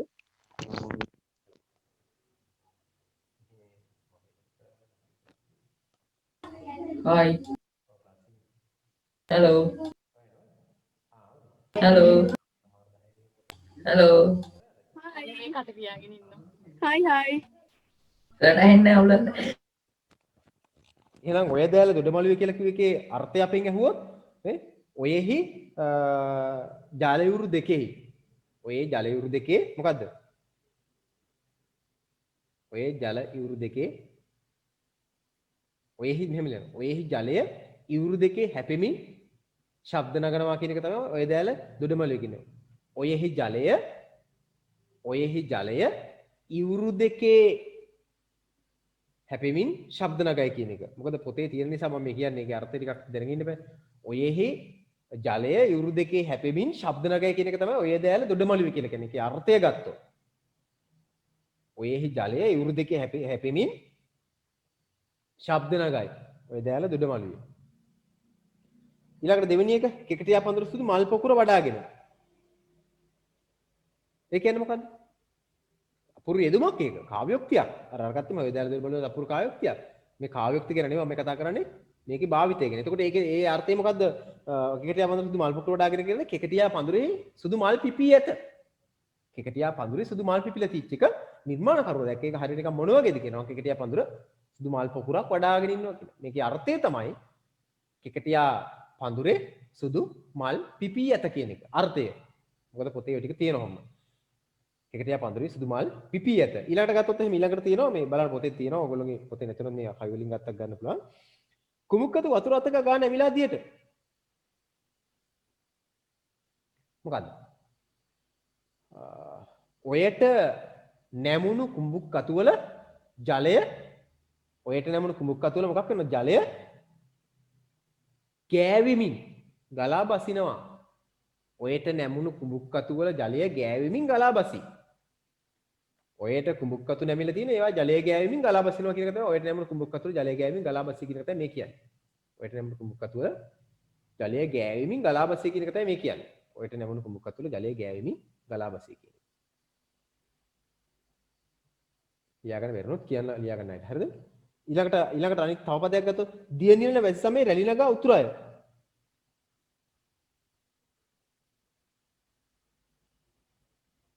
ඒ කියන්නේ මොකද්ද? වර්ෂා කාලයට මොකද්ද කියන්නේ? දිය නිලන වැසි සමයේ රැලි නගා. වර්ෂා කාලයේ දියෙහි නිල් පාට රැලි නැගිලා. වර්ෂා කාලයේ දියෙහි නිල් පාට वर्षा काले दियेहि नील पाट दिय रैली वर्षा काले दियेहि नील पाट दिय रैली නගමින් උතුරා යනවා කියන්නේ. ඊළඟට තඹරපෙති අතර හෙල් මැලි රේණු වැසි වසින. තඹරපෙති කියලක තඹරපෙති කියලක රතු නෙළුම් වලට. තඹර කියලා පෙති කියලක රතු නෙළුම් වලට. තඹරපෙති කියලක රතු නෙළුම් වලට. තඹරපෙති කියලක රතු නෙළුම් වලට. කියන්නේ තඹරපෙති අතර කියන්නේ තඹරපෙති අතර හෙල් මැලි රේණු වැසි වසින කියලා තඹරපෙති හා නිල් මානිල් මල්වල තඹරපෙති හා නිල් මානිල් මල්වල තඹරපෙති හා නිල් මානිල් මල්වල රේණු බහුලව විසිරී තිබෙනවා කියන එක. තඹරපෙති කියලක රතු නෙළුම් කියන එක තඹරපෙති කියලක රතු නෙළුම් වල රතු නෙළුම් හා නිල් මානිල්. තඹරපෙති හෙල් මැලි කියලක නිල් මානිල් වලටනේ. රතු නෙළුම් හා නිල් මානිල් මල්වල රේණු ගොඩාක් නැත්නම් අපි කියමු බහුලව විසිරී ඇත කියන එක. විසිරී ඇත කියන එක. රතු නෙළුම් පෙති හා නේද රතු නෙළුම් නිල් මානෙල් මල් වල රතු නෙළුම් පෙති හා නිල් මානෙල් මල් වල රේණු බහුලව විසිරී ඇත කියන එක. ඊළඟට තව පදයක් තියෙනවා රමණීය වනගැබෙහි මොනරුන්ට පිල් වියන කියන එක. රමණීය වනගැබෙහි මොනරුන්ට පිල් වියන.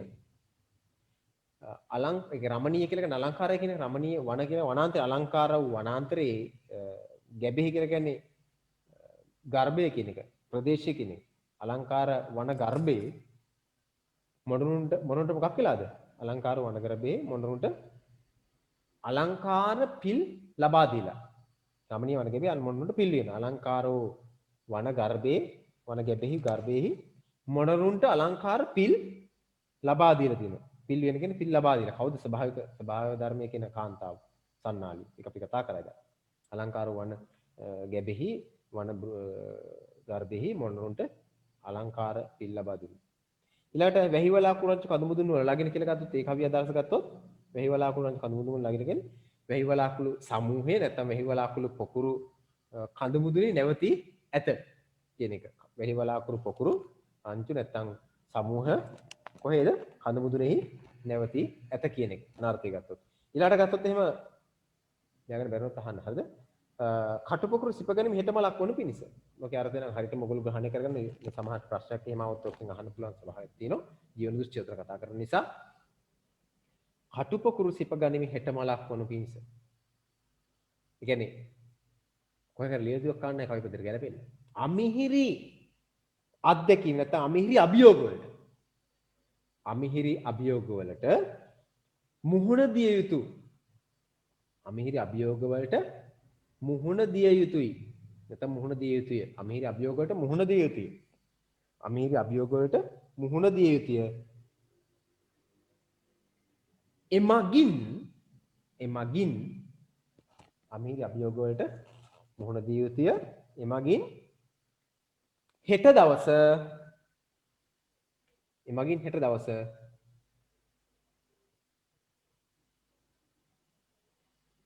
සුබ ඵල උදා කරනු ඇත. එමගින් හෙට දවස සුබ ඵල උදා කරනු ඇත. ඔබ මේ කරන ව්‍යායාමයේ තියෙන උත්සාහයත් ඒ වගේ ඔබ විශාල අභියෝග වලට මේ මුහුණ දෙන්නේ විශාල අභියෝගයක් අන්තර්ජාලය භාවිතා කරලා නේද? face to face පන්ති වල කතා කරලා ප්‍රශ්න සාකච්ඡා කරලා මේ ගැටලු විචාර කරගෙන අපි දැන් එහෙම නැතුව දුරින් ඉඳගෙන මේ අභියෝගයක් මේක අභියෝගයේ කොහොම හරි ජය ගන්න තමයි උත්සාහ කරන්නේ. ඉතින් මේ අභියෝගයේ ජය ගන්න ඕන අපි කොහොම හරි ජය ගත්තොත් තමයි අරනේ හෙට දවසේ සුබ ඵල දා කරලා දෙන්නේ. ඒකට අපි අභියෝග වලට මුහුණ දුන්නොත් ඒ අභියෝග වලට මුහුණ දුන්නාන් පස්සේ තමයි අපිට සුබ ඵල වලට සුබ ඵල ළඟා කරගන්න පුළුවන් වෙන්නේ. එහෙම අභියෝග වලට මුහුණ දුන්නොත් අපිට මොකද වෙන්නේ? සුබ ඵල ළඟා කරගැනීමේ හැකියාවක් නැති වෙනවා. හරිද? හරි. එනකොට මම මේ කවි පද පොතේ තච්චුපතේ ඔයගොල්ලෝගේ වෙනම තියෙන කවි පද වල අර්ථය ටිකක් දාලා ඒකම මම මේ කරේ. මේ පද ටිකක් හඳුනාගෙන මේ පද වල අර්ථයක් ඔයගොල්ලන්ට පොඩි පොඩි සම්බන්ධ කිරීමක් කළා.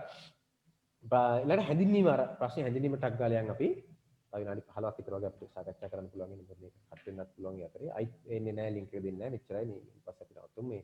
අද ඇත්තටම මේ සමා වෙන්න ඕන මේ විදිහට මේ මම හිතුවද මේකේ ලයිසන් එක තියෙන එකක් කියලා මේක. බලමු. ගැටලුවක් තියාගන්න එපා. ගැටලුවක් නැති උපරිම මට්ටමින් තමයි මේක සාකච්ඡා කරගෙන ආවේ. මොකද දැන් මේ අවසාන වතාවේ ලින්ක් එකකින් එන්න බැරි වෙච්ච අය ඉන්නවා 5ක් 6ක් විතර. ඉතින් ඒ දරුවෝ පව් ඉතින් මොකද කරන්නේ අපි මේ කොටස අපි ආපු එයාට මම ලබා දෙන මේ ඉන්ටර්නෙට් එක දාන්න කොහමද අපේ මේ වෙබ් පිටුවට ඉතින් ඔයගොල්ලෝ මම අඩුපාඩු තියෙන හදාගන්න පුළුවන් මේ ටිකම හෝ මම අලුතෙන් හදලා හරි එක දානවා. අඩුපාඩුවක් නැති වෙයි.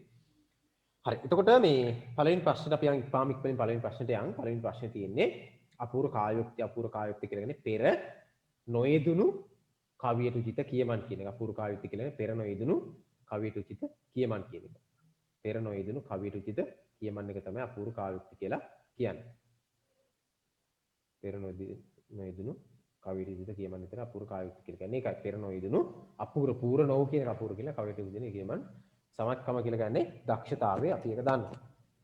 එතකොට හැඳින්වීම කරගන්න මෙන්න මෙහෙම ඉඩ තියෙන ප්‍රමාණය පොඩ්ඩයි තියෙන්නේ. හැඳින්වීමක් විතරක් ඕන ලියමු අපි. එහෙම ලියන්න.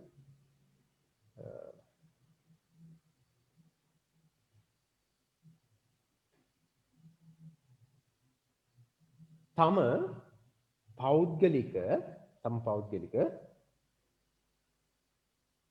අත්දැකීමක් ඔය ලියන්නේ විචාර ගැටලු එකේ හැඳින්වීම මගින් පිළිතුරු ප්‍රවේශ කියන තැනම තියෙන පේලි 5 පළවෙනි එකේ ලියන්නේ. එතන පටන් ගන්න හැඳින්වීම මේ ලියන්නේ. තම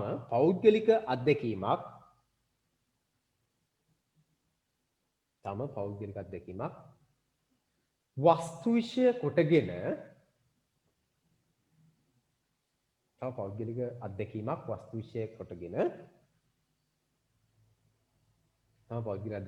කොටගෙන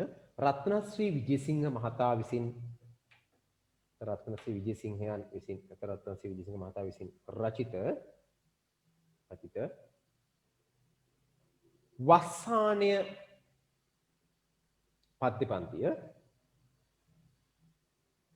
වස්සානය පද්‍ය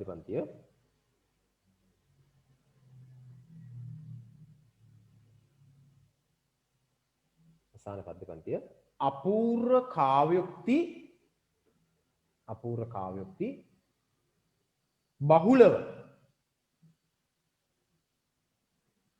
බහුලව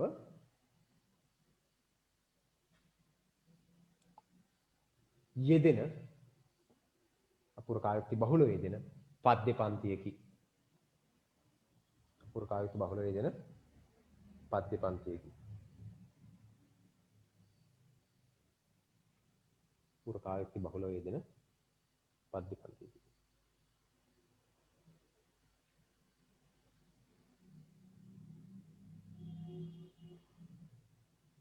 සහෘදයා සහෘදයා සහෘදයා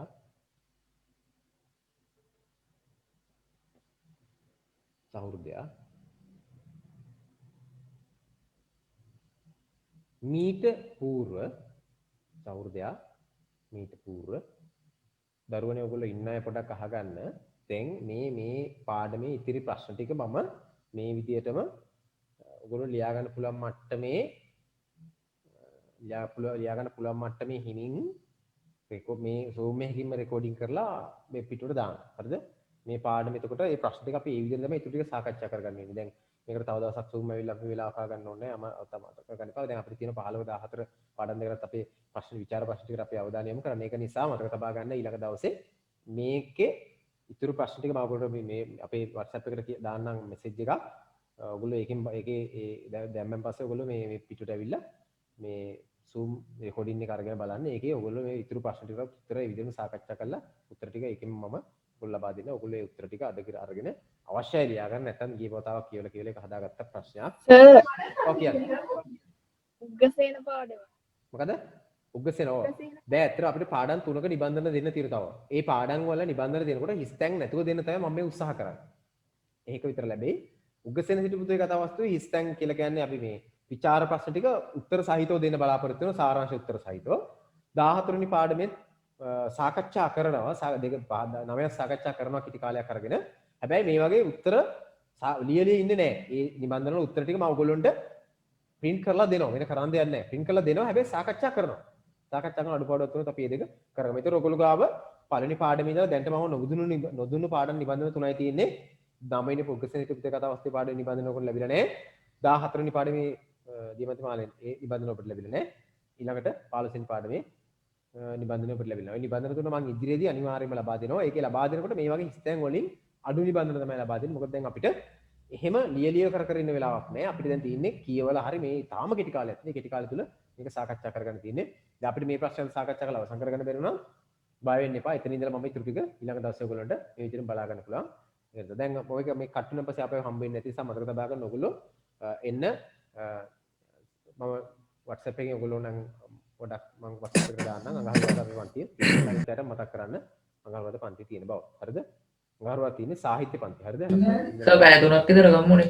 සාහිත්‍ය පන්ති ඔව් එක් කරමු ටිකක් දිගට. ඒකේ පැය හැබැයි අඟහරුවාදා කරොත් අපිට පැය 3 ගැටලුවක් එන්න පුළුවන්. හරිද? මොකද එහෙම වුණොත් යන්න වෙන්නේ මේ ලින්ක් එක මේ කැරි කැරි යන්න වෙන්නේ. මොකද අඟහරුවාදා තියෙනවා පන්ති මං හිතන්නේ 6ක් 7ක් විතර. ලයිසන් ලින්ක් 6ක් 7ක් විතර තියෙනවා. අද මේ අදත් ලයිසන් ලින්ක් එකක් තමයි ලැබුණේ. දැන් මේ පොඩ්ඩක් මොකක් හරි වෙලා මේක ගැටලුවක් තියෙන එක. සර් බලමු. ඔව් කියන්න. අපි සර් පැය 3ක් විතර කරන්න පුළුවන් දවසක දාමුකෝ. ආන්න එක තමයි මම කිව්වේ. එක දිගට කරන්න ඕනේ. දැන් මේ දැන් ඔයගොල්ලෝ පේනනේ කට් වුණාන් පස්සේ ළමයි 6 7කට එන්න බෑ අපෝ.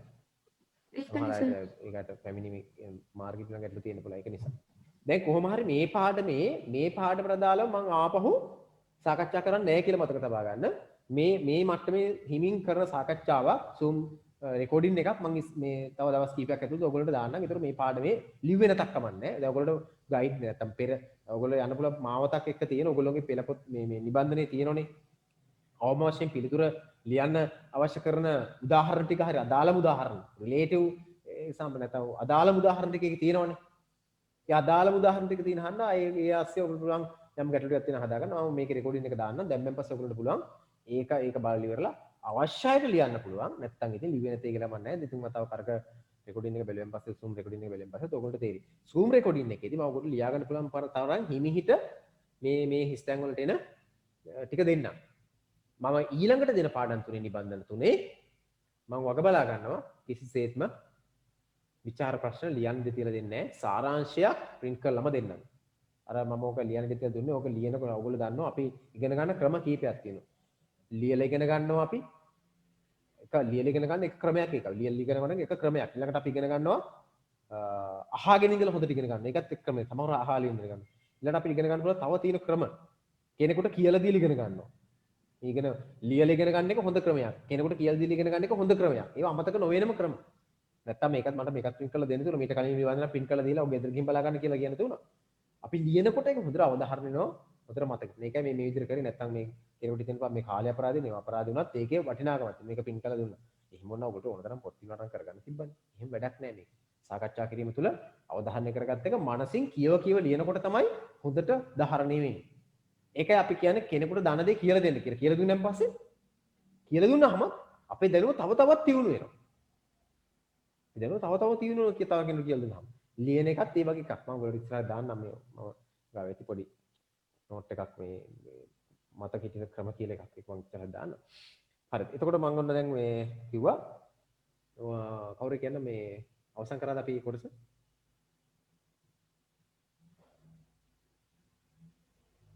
අවසන් කරාද ඒක? කියලා අවසන් කරා නේද?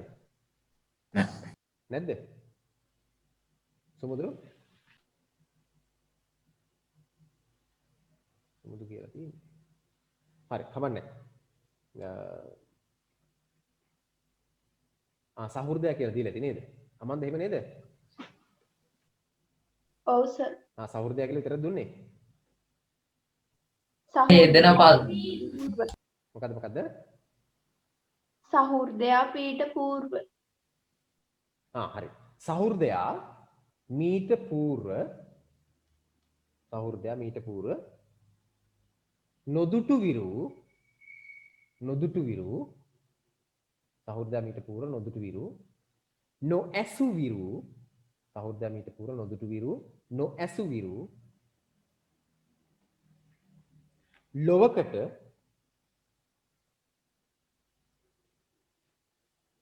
ලොවකට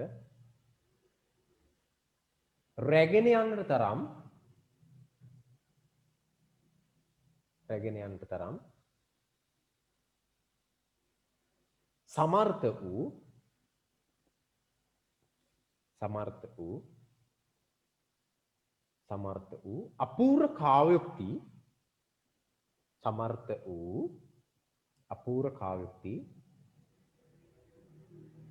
අපූර්ව කාව්‍යෝක්ති සමුදායක්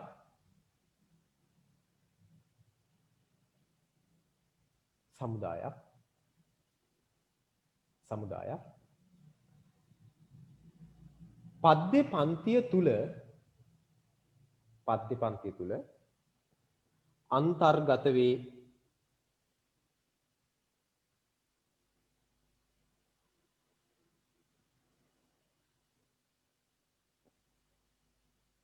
පුරකාවිත්ති ගණනාවක්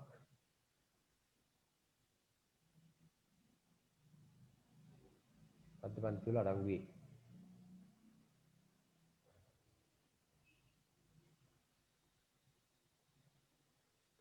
හරි, හැඳින්වීම ප්‍රමාණවත්. ඔයගොල්ලෝ හැඳින්වීම හැම එකෙම ওই විදිහට හැඳින්වීමක් ගොඩනගා ගන්න. උදාහරණය උතන දක්වලා තියෙනවා. ඒ උදාහරණය ඔය හැඳින්වීමේ උදාහරණ නෙවෙයි. හැඳින්වීමෙන් පස්සේ නැතන උදාහරණ ලියන්නේ. දැන් උදාහරණය ඔයගොල්ලෝ මෙතන මොකද්ද කරන්නේ? මේකට උදාහරණය මේ ප්‍රශ්න ටිකේ උත්තර ටික හරි ලේසියි. දැන් මේකේ ඔයගොල්ලන්ට දීලා තියෙනවද කලින් කවිවල විස්තරයක්, කවියට යටින් විස්තරයක්, කවිය පිළිබඳ විස්තරයක්. ඒ විස්තරය තමයි මෙතන ලියන්න තියෙන්නේ. ඒ විස්තරය ලියන්න. ඒතකොට ඔයගොල්ලන්ට පුළුවන් නම් ඔය දාලා දොඩමලිය සුවඳ බරුවායින්ට කියන එකේ විස්තරය මෙතන ලියා ගන්න. ඒක තමයි අපූර්ව කාව්‍යෝක්තියේ විස්තරය. يعني ඒක තමයි විචාරය. අපූර්ව කාව්‍යෝක්තිය වලට උදාහරණයක් විදිහට තියෙනවා. ඔය දාලා දොඩමලිය සුවඳ බරුවායින්ට. ඉතින් කෙටියා පන්තුත් මල් පුකුර වඩාගෙන. ඒවා අපි අපේ භාෂාවෙන් අපි ලියනවා. අන්න ඒක තමයි කාව්‍යෝක්තිය කියලා කියන්නේ. මම ඔකට උදාහරණ දෙන්නම් උතන ලියා ගන්න. හරිද? දැන් ඔයගොල්ලෝ දැන් ඇත්තටම මේ තව විනාඩියකින් විතර වගේ කට්ටේ. දැන් අපිට ආපහු මේ ලින්ක් එක දැන් ඔයගොල්ලොත් එක්ක සම්බන්ධ වෙන්නේ නැහැ මේ වෙලාවේ. මොකද මට ලයිසන් ලින්ක් එක අරගෙන ඉවරලා අනිත් පන්තිට යන්න වෙනවා. දැන් ලයිසන් ලින්ක් එක ගන්න පොඩ්ඩක් මහන්සි වෙන්න දැන් කතා කරනවා. කතා කරලා ලින්ක් එක ගන්න ඕන නිසා.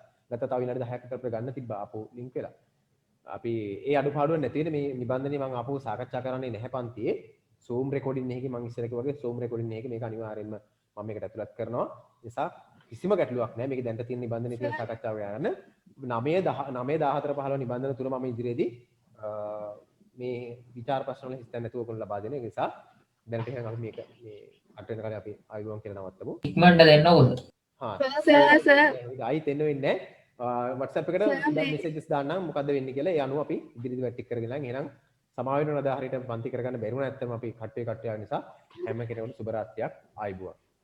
සර් රසාස්වාද පන්ති මම ඒක WhatsApp එකට දාන්න. හරිද? දැන්ට අඟහරුවාද කියලා මතක තියාගන්නකෝ. අනේ දැන් එක දිගට ගමු හොඳේ. හරියට පැය 3ක් විතර එක් කරමු. මෙහෙම කරන්න බෑ අත්‍තරම. හොඳද? පාඩම ඉවර වෙනකම් ගමු. අනිවාර්යෙන්. මේකේ මේ පාඩම අනිවාර්යෙන් මම ඒ දේ අවසන් කරනවා. හරි එහෙනම් හැම කෙනෙකුටම සුබ රාත්‍රියක්. good night sir Bye.